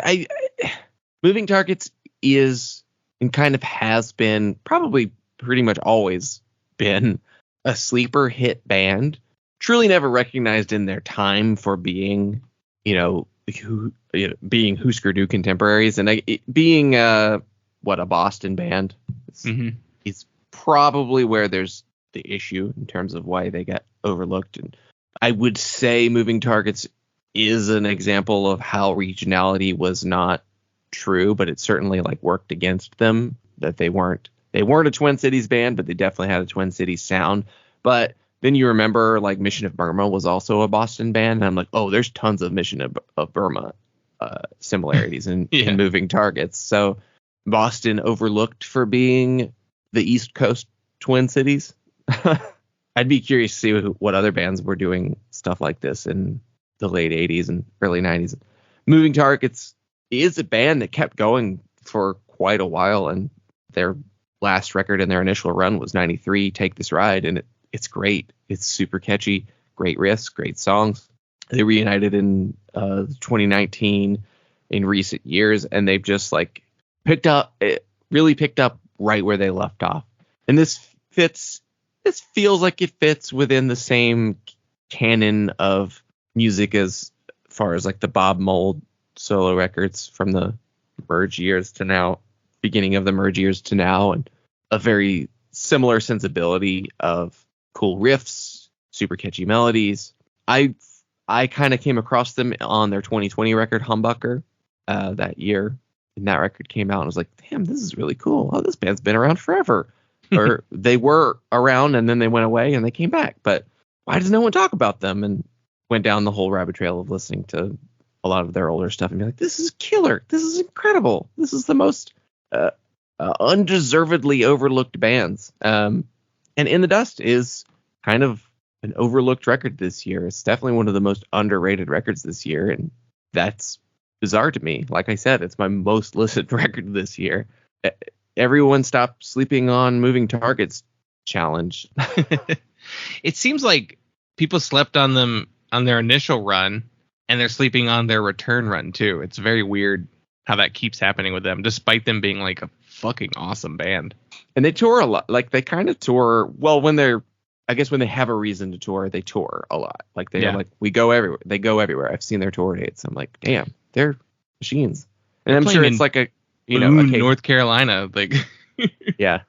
And I'm sure it's a case of like, well, we can only do this every so often, so we're gonna make it count. But being later in their career and reunited and being, closer to middle aged, but like clearly not losing anything with age, because I think everything they've put out since reuniting, like I said, picked up where they left off. It's great stuff. They just have an innate ability to craft a song that you can hear like one time and you're like, yeah, I know that song. Like they're instantly recognizable songs that feel like you've heard them tons of times in the past. Yeah, great record. Came out, super early in the year, and that kind of got forgotten about, but it rules. A really good record. All right, my number 5 pick, it is Home Movies by the band Rodeo Boys.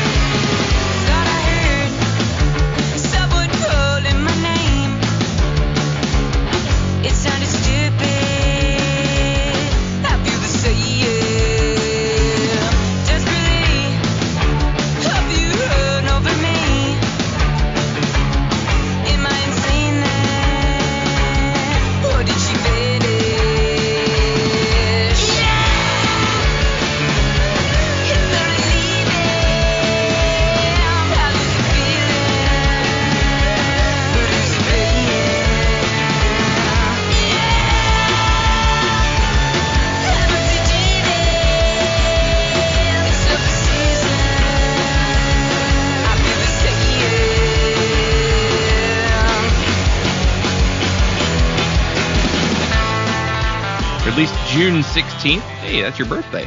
On Don Giovanni Records, who this year also released albums by Dusk, Teenage Halloween, Mara Weaver, and R. Ring. Rodeo Boys are a, quote, queer rock and roll band from Lansing, Michigan. They play a shreddy style of indie punk that, to me, picks up where Retirement Party kind of left off. There are some elements of Remember Sports and Sincere Engineer in here as well. The band say they're twangy. I don't hear so much twang, but more so like a classic rock sort of feel to it. Just like lots of fun guitar leads and the kind of music you'd hear on the job site at a construction site. There's also another band on my list that might be a big influence on this particular style of indie rock. There's elements of grunge in here. I definitely hear some Nirvana. There's some roots rock in here. This is their second full-length album after their 2019 record, Cherry. And this is easily the longest album on my list. This is 41 minutes long. Most everything else is like 35 minutes or less, with most of them being under 30 minutes. I love a short record. But the length on this one does not affect me whatsoever. There's so much fun guitar work on here. It's really impressive sounding stuff. I definitely think we need more shredding in punk and indie music. There's an uptick of it, but we need more shredding.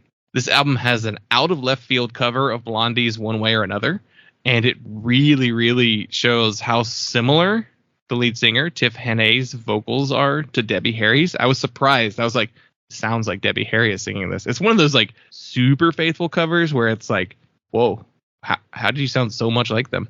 And I'll read this from the Don Gio album description. Vocalist Tiff Henney says Rodeo Boys' goal as a queer blue-collar band is to give a voice to young queer people in small towns. And what a powerful voice that is. And you definitely get that small town feel. I think, not 100% sure, maybe I should look at the account before I say anything. I think Tiff is a mechanic, maybe? Or I've seen her doing some auto work of some sort. There's video of her working on something, but I don't know. Maybe she's not actually a mechanic. No, there's multiple pieces. I don't know. Maybe she just does all the van work herself. She works on cars, maybe. Yeah. There's definitely multiple pics of Tiff working on the van or a truck or something. So definitely blue collar type work there. So it's just a really fun record. Definitely hits that classic rock feel with indie emo punk sound. So it's a really, really fun record. And I came back to it quite a bit this year. Yeah. New standard for DIY, you can't claim it unless you can throw a wrench. You're not really DIY if you can't fix your own van. Yeah. You ever change your old oil? You know how to gap a spark plug? Next on my list is, I think, the only other hardcore record on here. It is the new Paint It Black EP mini album? This is the America fable, the land of Cain and Abel. Stuck with the check, still no seat at the table. And this is as American as sentence and war. Do the crime, let someone else take the fall.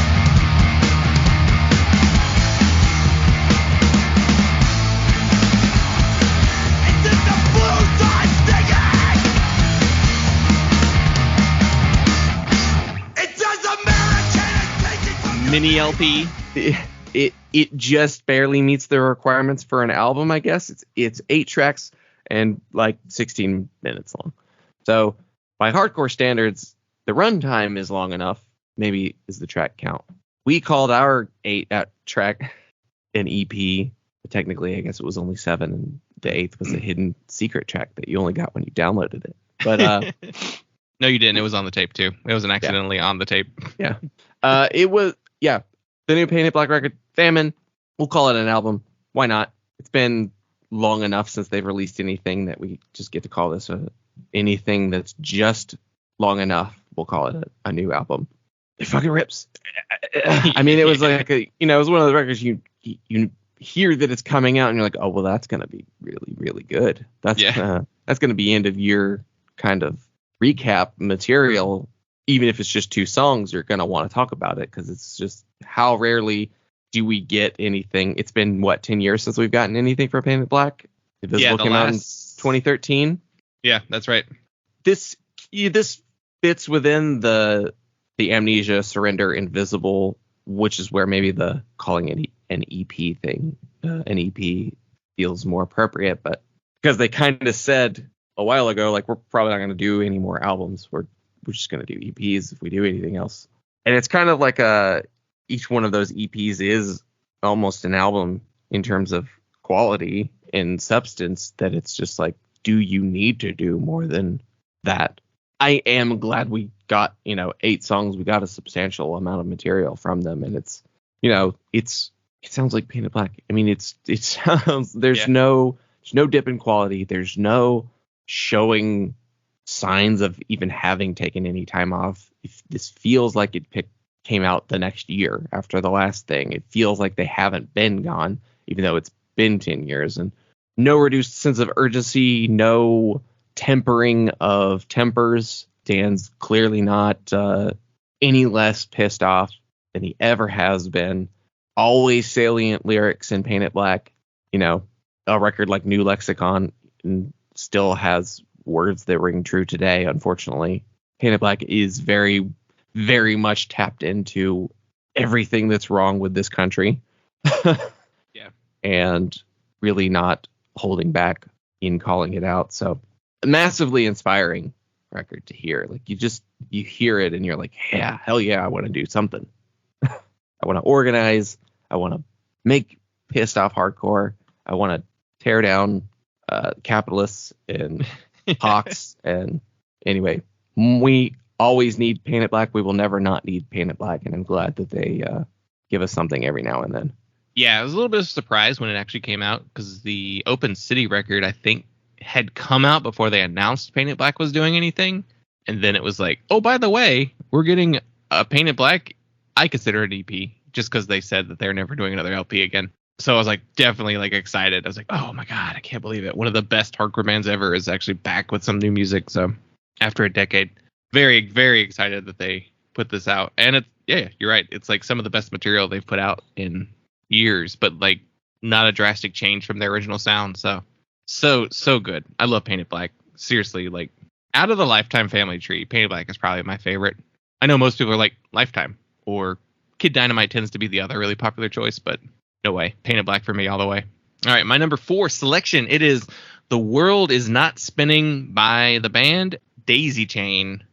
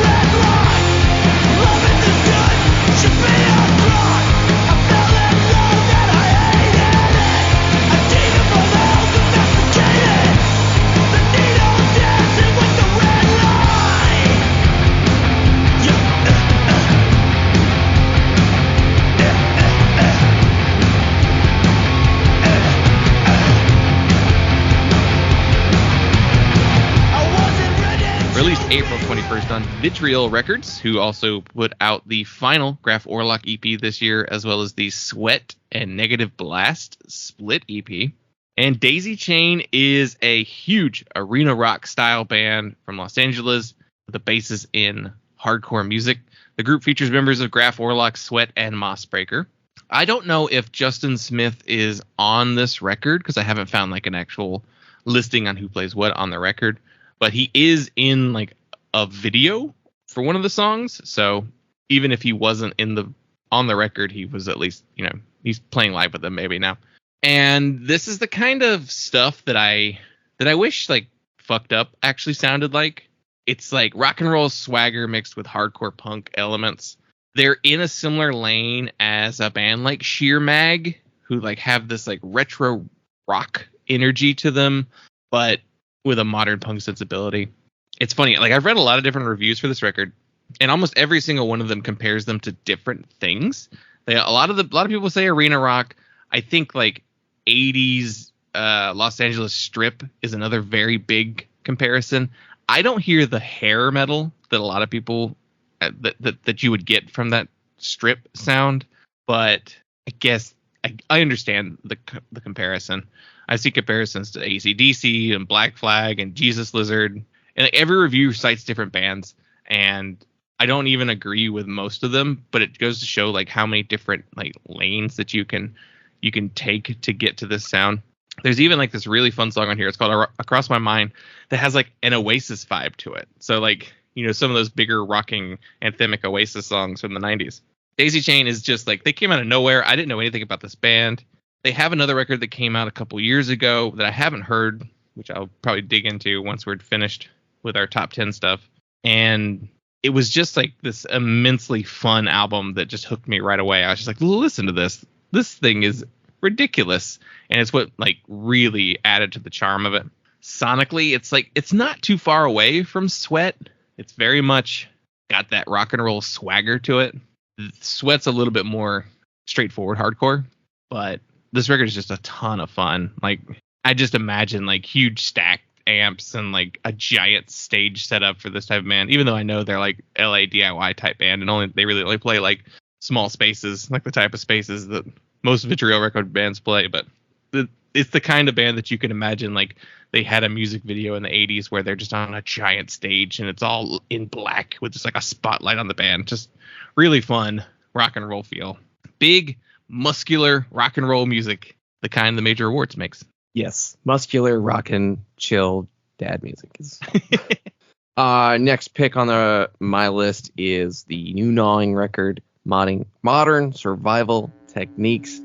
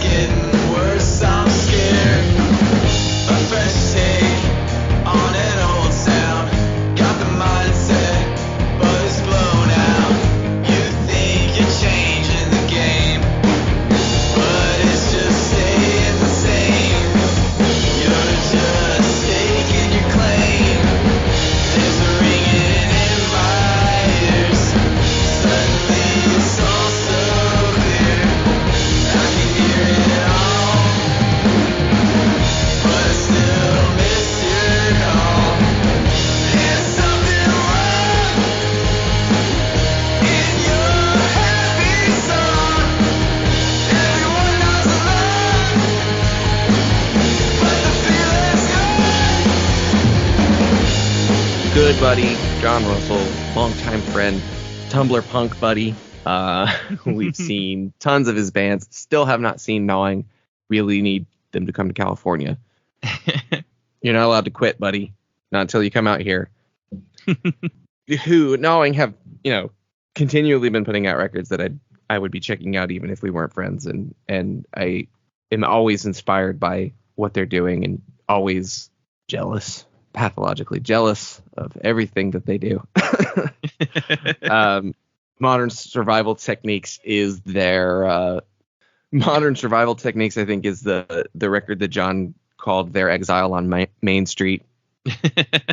Fewer modern bands are as deserving of the categorization of slacker rock as Gnawing are. I mean, nothing exemplifies that sound to me better than this. Just like sloppy, grungy, indie rock, this John's guitar playing is like it's between it's where Kurt Cobain and Keith Richards intersect with a little shreddability. Just an incredible riff writer and songwriter, and really love this record. I love how raw it is. I love how they'll jam and then they'll have like hardcore moments, and then they'll have like big star and Teenage Fan Club pop sensibilities. A little Oasis vibe as well. All around just a killer record with a lot of variety and always reaching for something, I feel like. Yeah, good dudes backed hard for sure. Love Gnawing. Dudes rock. Love Gnawing. Love John Russell and all the projects he's been involved with over the years. Yeah, very fun to like just watch his career grow as a musician, and very cool stuff. Very, very happy with this record. Love how it came out. All right, my number 3 pick. It is Desire Pathway by the Screaming Females.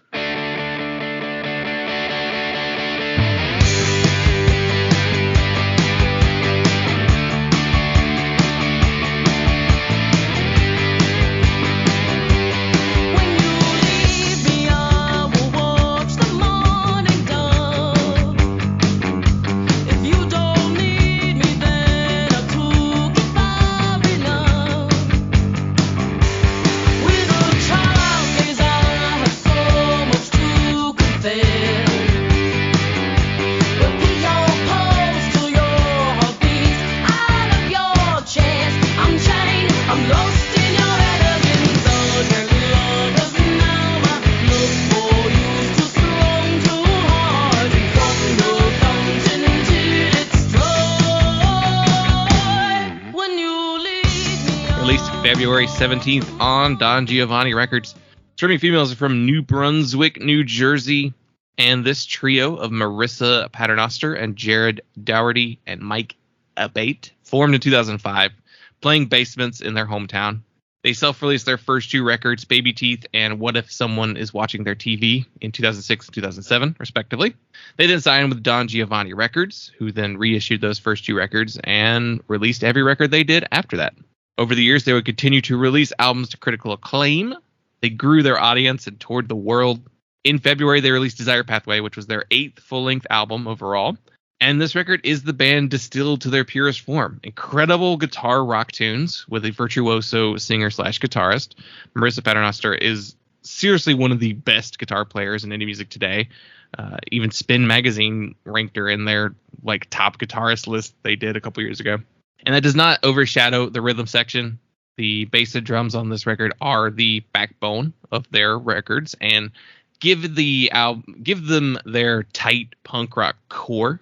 Because honestly, like without that like basis of just like a simple punk bass and drum section, the kind of virtuistic guitar playing of Marissa could have like spun off in this weird like Steve Vai, like Joe Satriani, like look what I can do type, music. But it keeps it grounded in a punk sense, which punk isn't necessarily like the genre that's known necessarily for like the greatest guitarists, but Marissa's incredible. And I think Desire Pathway is one of the best records of their entire career. And then at the very end of this year, they wound up cutting their couple tours to wrap up the year short due to a family emergency. They announced they were dropping their first shows in January as well. And then they announced that they were calling it a day. After 18 years, one of the things citing that the music industry has changed around them a lot over the years. And they've always been a fiercely DIY band that funded their own albums and made their own merch and booked their own tours and managed themselves. So there's a high risk that doing everything themselves is the reason why they decided to call it quits. I was fortunate enough to get to see them live this year, and it was a really amazing performance. Lots of songs from this album, and then a lot of songs from throughout their career. And if you scroll through the comment section on the band's post announcing their breakup, you'll see just tons of names. You'll see like our friends Bacchai, Mara Weaver, Jeff Rosenstock, Garbage, Ratboys, Catbite, Worriers, everybody just laying praise on the band and just saying how much they meant to them. I think Screaming Females are one of the most influential bands of this millennium as far as guitar-centric indie rock, and we're probably not even fully aware of their true impact on people. This record's amazing. It's full of just incredible songs. Ornament, Morning Dove, Beyond the Void, the opening track, Brass Bell. Just, it's so, so good. And it's sad to see them call it quits, especially in such an unceremonious kind of way. Just being like, yeah, we're done scenario. It'd be nice if they could wrap things up with like a one last goodbye, you know? I mean, maybe never say never, you know? There's always a chance. Marissa has a solo project as well that's actually really quite good. Maybe something will become more of that project too, because I don't imagine a group of musicians this talented and this driven for so long will just like disappear from music entirely. So maybe they won't tour again. Maybe they won't use Screaming Female's name again. But I don't think this is the last time we've heard Marissa playing on a record. So hopefully everything is well in the family, you know, in that family emergency. Maybe just put things in a different perspective. But this record's amazing. I think it's one of their best, period. And was an early contender for album of the year. My next pick on the best albums of the year is my most non-controversial selection. It's Ratboys' The Window.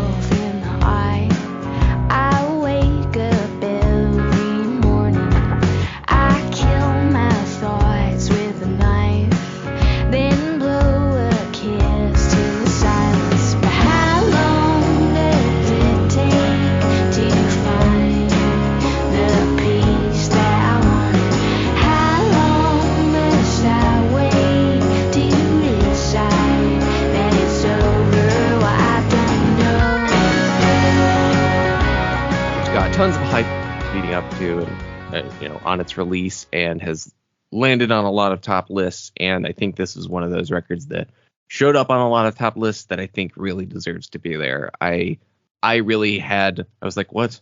Everyone's talking about this Ratboys band. I guess I'll listen to it. Like, pretty minimal expectations, and I'm like, that's really good. They're right. It is really good. It's all around just a well-built record, and it sounds great. The songs are great. The lyrics are great. It's the best laconic, twangy indie rock record of the year, maybe. Yeah, I'd say.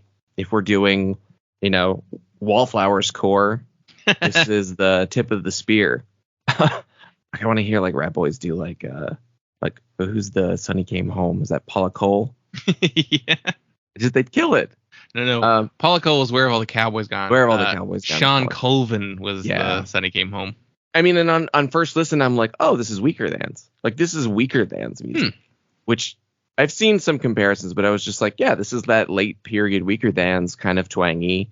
Mostly it's just an indie rock record with a vocalist who doesn't have to do all that much to really be the center of a song and like hold your focus. Like, Julia doesn't have like a huge voice. She's never really pushing that hard or trying to belt. And feels like a very John K. Samson sensibility of just being a small voice in a rock band and holding your attention. And, you know, it helps that they're not like, you know, all out riffs and trying to stomp all over everything all the time, but they're not a quiet band either.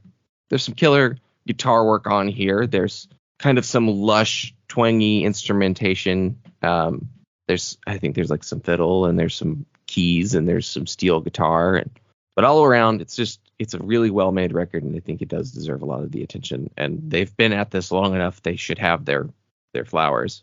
Probably should have had them by now, but I can see why this is the one that got them over the line and got them into on the pedestal, at least in your top 3 ranking. This is definitely one of, like I said, consensus records. It's one of the most widely well-regarded records of the year. It's been a name that's shown up on a lot of lists, which I've seen people say, oh, there's not like a clear consensus record this year. And I'm like, there's a couple. There's a couple I've seen on almost every list. So this is one of them. This one and the Wednesday record, Rat Saw God. So it's a big rat year for sure. Big year for rats. Yeah. Rats and twangy guitars. Yeah. I didn't really like the Wednesday record. I thought it was good. I liked it better than the last Wednesday record, but I think the Ratboys record is much better. Yeah, this is probably like the most like consensus pick that we have on our top 10s here. And it's a great record. Really fun record. I really enjoyed it. I liked it a lot. It's funny that I got into them before you did when I think it was their last full-length album, not counting that one where they like redo some old songs. But this is also, I think it's been considered like their make or break record. Like they've been around for 10 years and they're like, all right, we got to make some waves now or it's not going to happen, you know? And I think it worked. This year has definitely been the most I've ever seen anyone talk about them. So well-deserved. Great record. All right, my number 2 selection, it is Nothing Lasts Forever by Teenage Fanclub.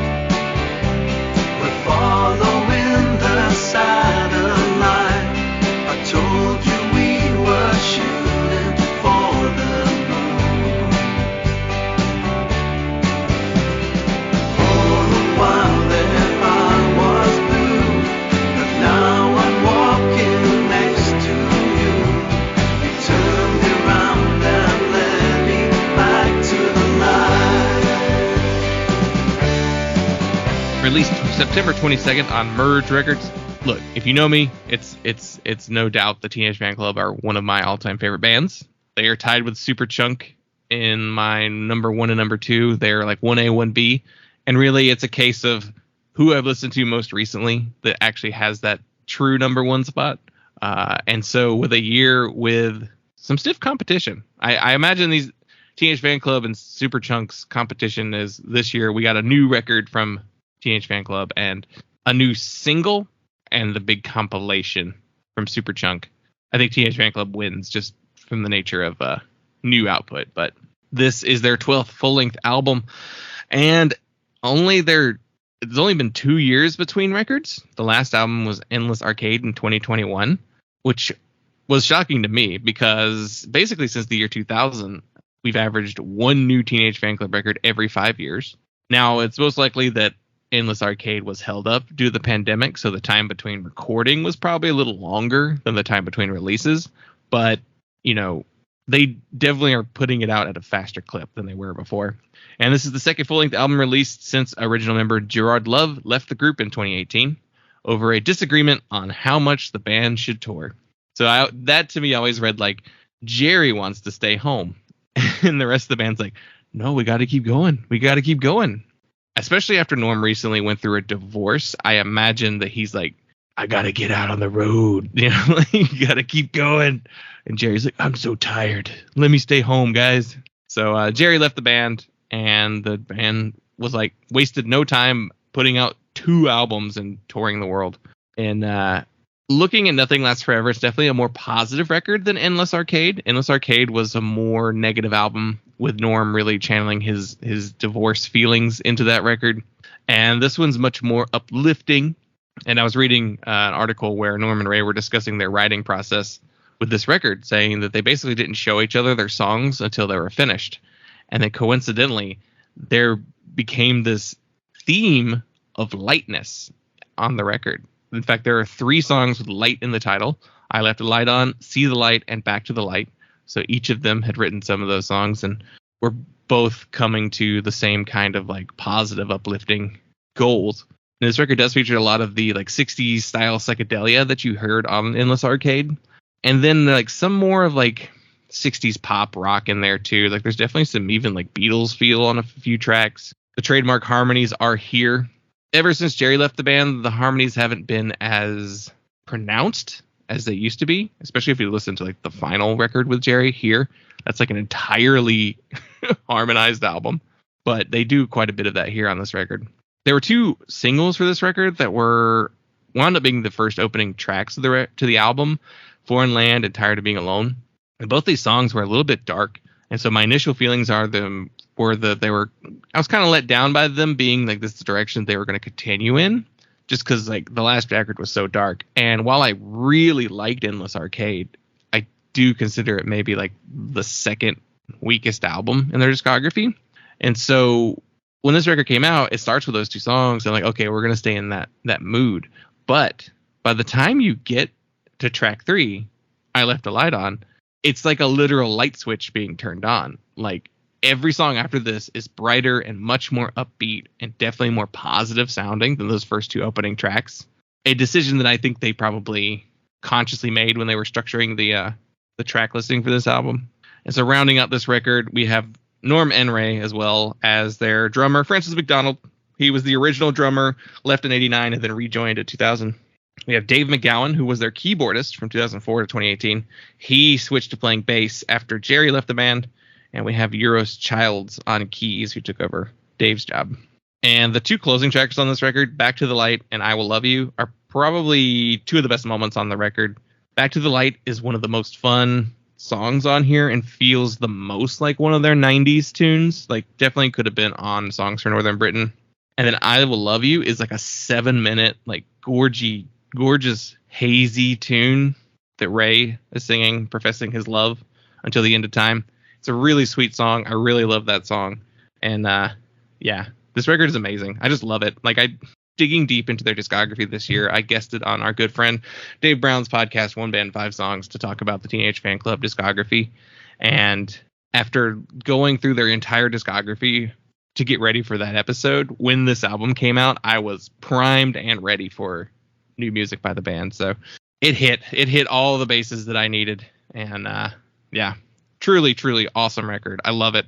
It's still probably in the lower half of their discography. I'd have to compare it head to head against some of the 2000s albums to see where I really place it. But even with the exception of The King, even the worst Teenage Fanclub material is head and shoulders above so many other bands. So love it.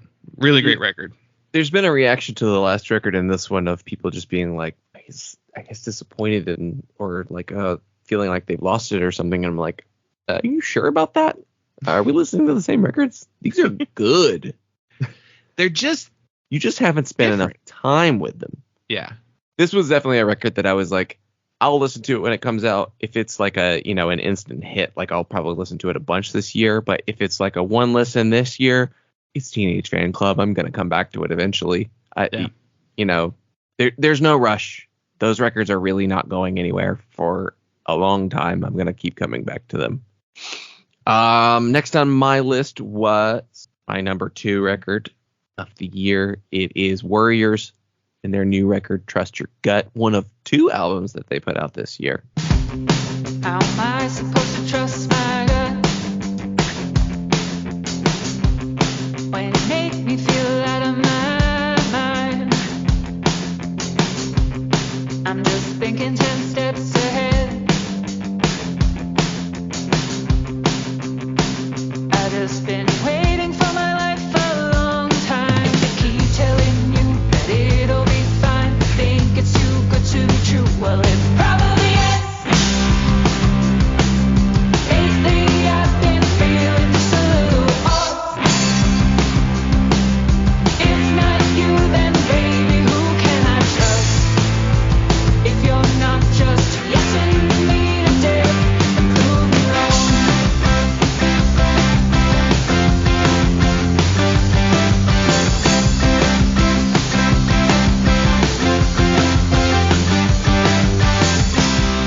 Warm Blanket being the more bedroom pop kind of singer-songwriter record, which feels like a nice way to ease into new directions, to just be like, all right, we're going to put out 2 records this year.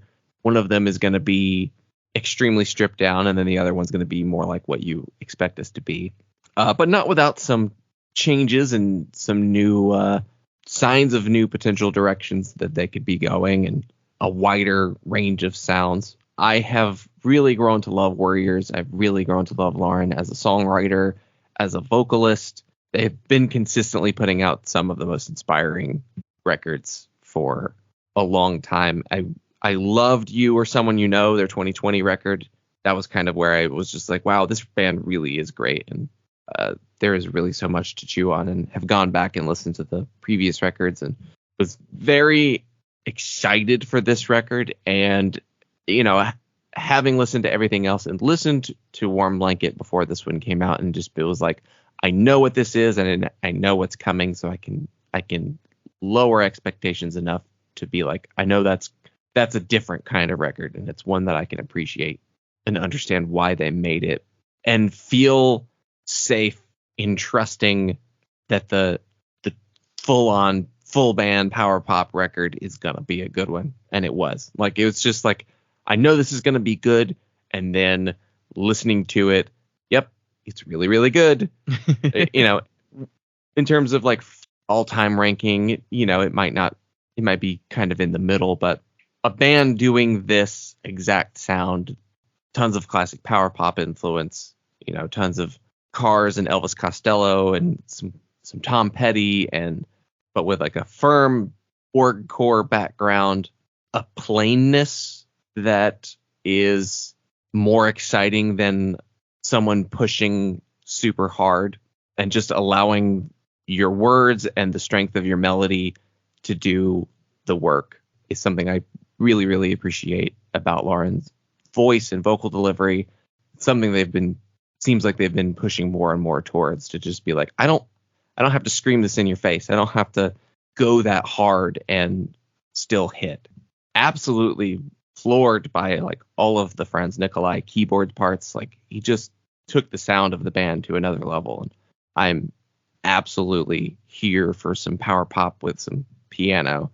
But let's do piano rock 2024. And not in a Ben Folds way. Oh yeah.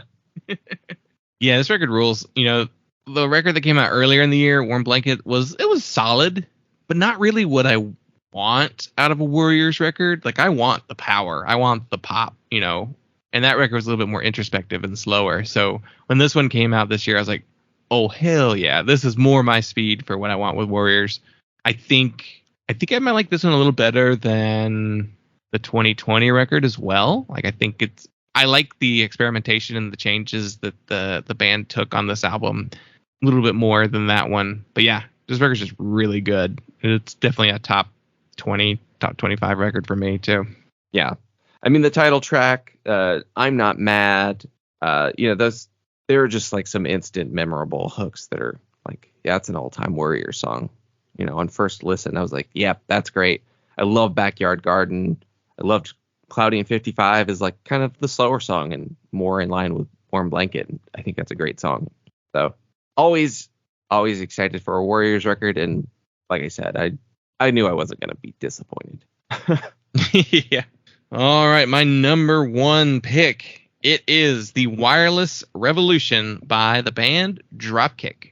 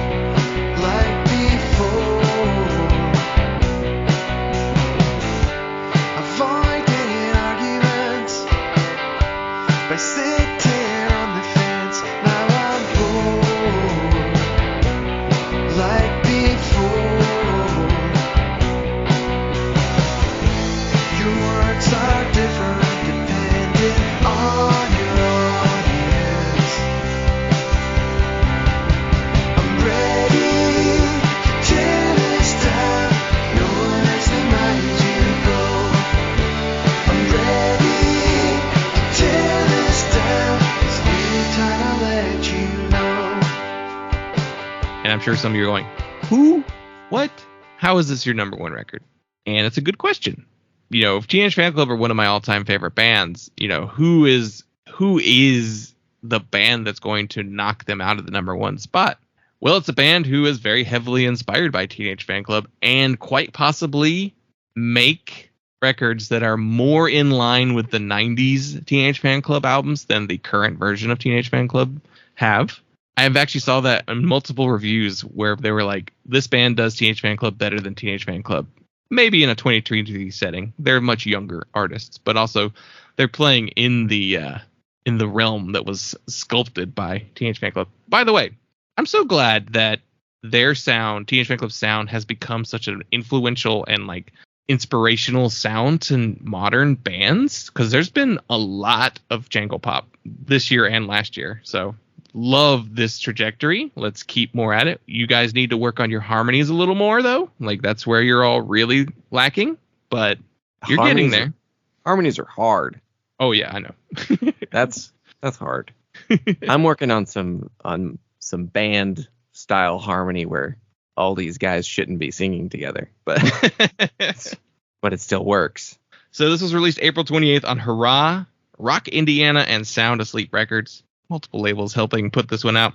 Dropkick began as two brothers, Andrew and Alistair Taylor, as well as their friend Ian Greer, in Scotland in 2001. This band has been around forever. Originally inspired by their love of the Jayhawks, the Byrds, Tom Petty, and Wilco. Dropkick is, if you read most of the reviews from their earlier days or just like reviews from more European-centric sources, they all say this is like country rock.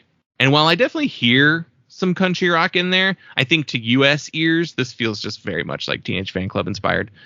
That comes from the Byrds influence, because Fanclub was inspired by the Byrds heavily, so that's definitely a thing that is carrying that load. But Andrew Taylor is also one half of the band The Boys with the Perpetual Nervousness, who regular listeners of the show may remember was on our top 10 last year, or my top 10 at least.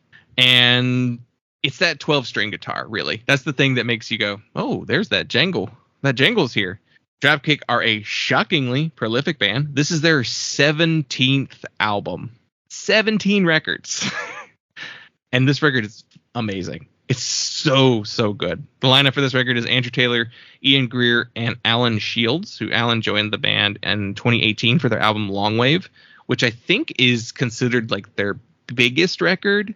They seemed like they toiled for a long time, and they weren't making it across the ocean to America to really be talked about a lot here, but they were discussed a bit in the UK at the time. But I think 2018 is when they kind of started making waves. And then they put out an awesome record in 2020 called The Scenic Route that I think that year I sent you in a chat, and I was like, you should check this out. It's got big Teenage Fanclub vibes. And little did I know The Boys with the Perpetual Nervousness was like right around the corner, which that band does the Teenage Fanclub sound more specifically. But this thing is so good. This record's so good. The standout tracks on here are Don't Give Yourself Away, Telephone, The Other Side, No Difference. This record is so much fun. It's not a very long record. It's pretty short, actually. I want to say 27 minutes, 10 tracks, very concise, to the point. Just a phenomenal record as far as like vocals and harmonies and just the way that they play together. Like, I can't imagine like putting 17 albums out and it's this good, because those bands with like massively prolific careers, like they tend to drop off at the end of their career, but still going strong. So I don't see an end in sight for Andrew Taylor and company, but incredible. They have so many albums. I really want to try all of them just to see like what this band's trajectory has been like over the years. Like if that country twang was a little bit more evident on the earlier material, but truly an awesome record by a very prolific artist and very creative, very fun. It seemed like a never ending supply of melodies from Andrew Taylor. You know, there's like 3 Boys with the Perpetual Nervousness albums. Andrew has solo records too, like 5 or 6 solo records too. Like he's just very, very busy person who just like never lets up. But that's my number 1 pick. All right, my number 1 and our de facto number 1 overall. It's our consensus between the two of us. Probably the record we both liked the most. Yeah, it is the new Lucero record. Should Have Learned by Now.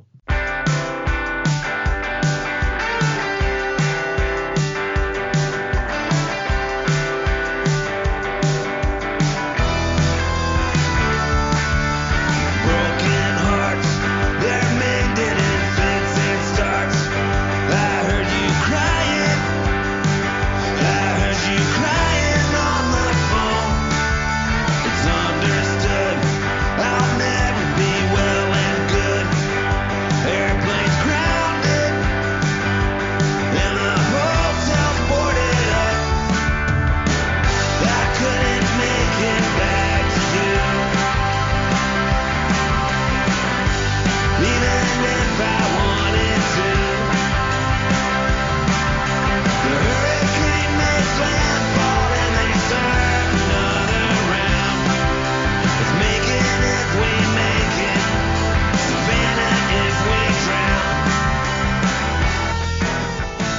and I think it's my number one for multiple reasons.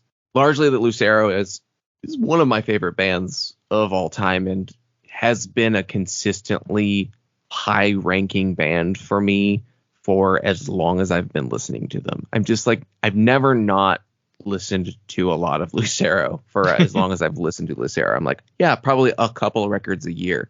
And like, if I looked at my, my overall listening this year, I'm like, I'm sure I've listened to, I mean, we talked about one record on the show this year. I know I've listened to, well, I mean, this record a few times at least, and That Much Further West at least once this year. And I'm just like, it's possible that I squeezed Tennessee in there at some point, and I'm just misremembering. Well, we covered Nobody's Darlings too. Yeah. On the show this year. Yeah, like they're in my top 5 of the year when you do like the Spotify rap. Yeah. Yeah. It's like Lucero's almost always there, and you're like, what? I did? I listened to them that much? I listened to whole albums that I don't even remember that I put on. I'm just like, yep, throw on a Lucero record. So there's been such a remarkable consistency in that band for so long. I think my other reason for kind of ranking this one so high is that I really didn't like the last record, which is like the one wobble in such a long run of records of being like, yeah, I really like that. I listened to it a ton that year with every record that comes out. And that one I was like, I listened to that once and I didn't like it and I didn't come back to it. So I was like, is this one good? Is this a make or break? Is this a you lost me there moment? Like, and it wasn't. And like putting it on and just being like, oh, we're still here, is like immediately throws it to the really high on the list, because I'm like, all right, this is, if it's a faithful record to what I love about this band, then I know it's going to be one that I come back to. And then on top of that, there's the additional layer of like, not only is this like a redemption, a comeback of sorts, like it's one of their best records in a long time. Yeah. Like it's probably their best record since 1372 Overton. Yeah, maybe. I guess it just depends on how much you get out of Women in Work, but it's definitely their best record in a decade. More than a decade, really. And I really liked All a Man Should Do. I think that's a really good record for it being an oddity somewhat in their discography and them toying with sounds that people didn't expect them to. And Among the Ghosts was a little more focused on a core Lucero sound, and I think it's a great record, but it's a very stripped down record. Yeah. But Should Have Learned by Now it sounds like classic Lucero, and I think it's a record that they described as being like, oh yeah, we're going to write another Nobody's Darlings. We're going to write a classic Lucero record, like, which is an interesting position to be in your career, to be able to say like, oh, I can go look at my own records as a reference point. To just be like, oh, well, I can just do what I used to do. That is one thing that I do really love about Lucero, is they're not afraid to try different things. And they've definitely like gone to different extents. Like, the original stuff was a bit more like, we're punks playing country music for the first time. Like that's how the earliest Lucero material feels. Tennessee and That Much Further West is like them melding their sounds together, like that punk sound with the country sound, and then rocking it out with Nobody's Darlings and Rebel Rogues, and then being like, okay, let's add some piano and try and do a little bit more bar rocky type stuff with 1372 and Women at Work. All a Man Should Do is when they like are really like trying to do different stuff. Like that record was very heavily inspired by Warren Zevon and Springsteen and that kind of stuff. Among the Ghosts is like a borderline concept record, it feels very much like a Civil War era album. And they jumped the shark with When You Found Me, which was like them trying to do like cosmic country. I think it's their attempt at it. And it doesn't quite really pull it off. But this record is made up of songs that they were writing during the previous 2 records. So like they wrote a lot of these songs as far back as 17, 18. And they were like, they didn't fit the tone of those albums. Yeah. So they were doing a thing. And then they're like, well, we got all these really cool, fun songs now, so maybe we should just record these and put these out. Yeah. These are the songs that come to us without having to think about it. Like these are the dyed in the wool Lucero material that just doesn't fit with our conceptual records. But there's stuff on here that feels like your throwback Stax 1372 Woman and Work kind of material. There's stuff on here that feels like a lot rawer and harder and in your Nobody's Darlings lane. There's stuff on here that feels like self-titled, like beginning early Lucero type stuff. I think it's no mistake that they chose that scratchy font for the album cover for this record, because that was very...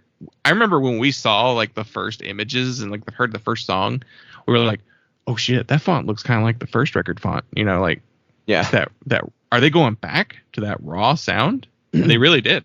And they did the skeleton drawing, which is really just tracing an old photo of Ben and Brian from like 2001 or something to 2002, like a real really old picture of them, and they're just like, now we're old skeletons. Yeah. But I love this record. I mean, It's One Last FU is such a kick-ass opening song. Macon If We Make It is nearly an all-timer Lucero song. At the Show just feels like classic good times Lucero hanging out, just romanticizing the life of going to a bar show. And Raining for Weeks is like a slower and like more drawn out and feels like that real early Lucero sounding stuff. The title track, I think, is a really great track. I love Nothing's All Right and She Leads Me. There's like a Bob Seger element to some of these songs too. Like Macon If We Make It has that too. Yeah. Oh, that's just such a good record. And like looking at the tracks, I'm like, love that song. That I can't really do nearly as much with some of the stuff that they've done in recent years. So it is just nice to have them like come back with like, oh, we didn't forget who we are. Like this is who we were, and we still are, because they play a lot of their old material still live every single night. Like they're a band who plays from the entire catalog. They're not a like, we're only playing the new stuff type band. No, they're playing stuff from Tennessee still. They'll still play All Sewn Up, which is a really old song. They play Little Silver Heart, My Best Girl. Yeah, stuff from the self-titled record all the time. They know their fans want to hear a little bit of everything, and maybe some of the newer stuff doesn't quite make it into the ongoing set list quite as often as they used to. But yeah, they know how to give their fans what they want, especially live. Did they do a tour on the last record where they played the new record like in its entirety? Was that something they did? They did that for Among the Ghosts. I don't know that they did that for the last record. I don't think that the Among the Ghosts playing the full album thing was well received. Which is a bummer, because that's a great record. I really enjoyed that record. That was on my top list for 2018. Yeah. I guess there's just people who go see Lucero every single time they come through and aren't necessarily keeping up with the newest record. So, because I've seen them a ton of times, and we'll probably see them many more times going forward. So there's an expectation they're going to play certain songs when you see them. So yeah, this record is just so good. And when you had it on your list, I was like, well, that's on my list too. That was our like only overlap this year, funnily, in our top 10s. Yeah. Which we hadn't. Normally we have a couple, like 2 to 3. But this year, I guess, I don't know. We just were listening to very different things. And, but we both were like, well, shit, let's make this our consensus agreed upon. This is the Punk Lotto Pod recognized best album of 2023 for whatever that's worth. It's, it's prestigious. Yeah. Everyone's been waiting to find out. Yeah. I love it. Like I've loved it since it came out, and just, it's the thing. It's one of the records I come back to the most that was released this year, and it's just, yeah, it's a quintessentially Lucero record. But any last thoughts? I think that's it. I think so too. So thank you all so much for listening to our best of 2023. I love doing these. These are some of my favorite things we do, and according to listeners, some of the most popular stuff we do every year. So definitely always worth doing this. And if you want to hear my thoughts on EP, singles, splits, and all the other formats that came out this year, check out the Patreon, patreon.com/punklautopod. And you can follow us on all the social medias, Instagram, Twitter, Facebook, at punklautopod, Blue Sky, however you're supposed to say Blue Sky's handles.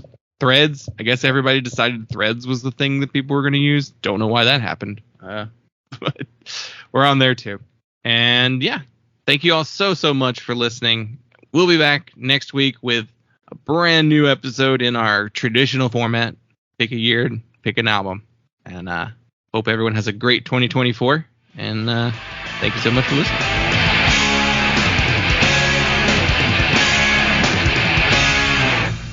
To order Punk, call the number on your screen. Rush delivery is available. Remember, this special offer is not sold in stores.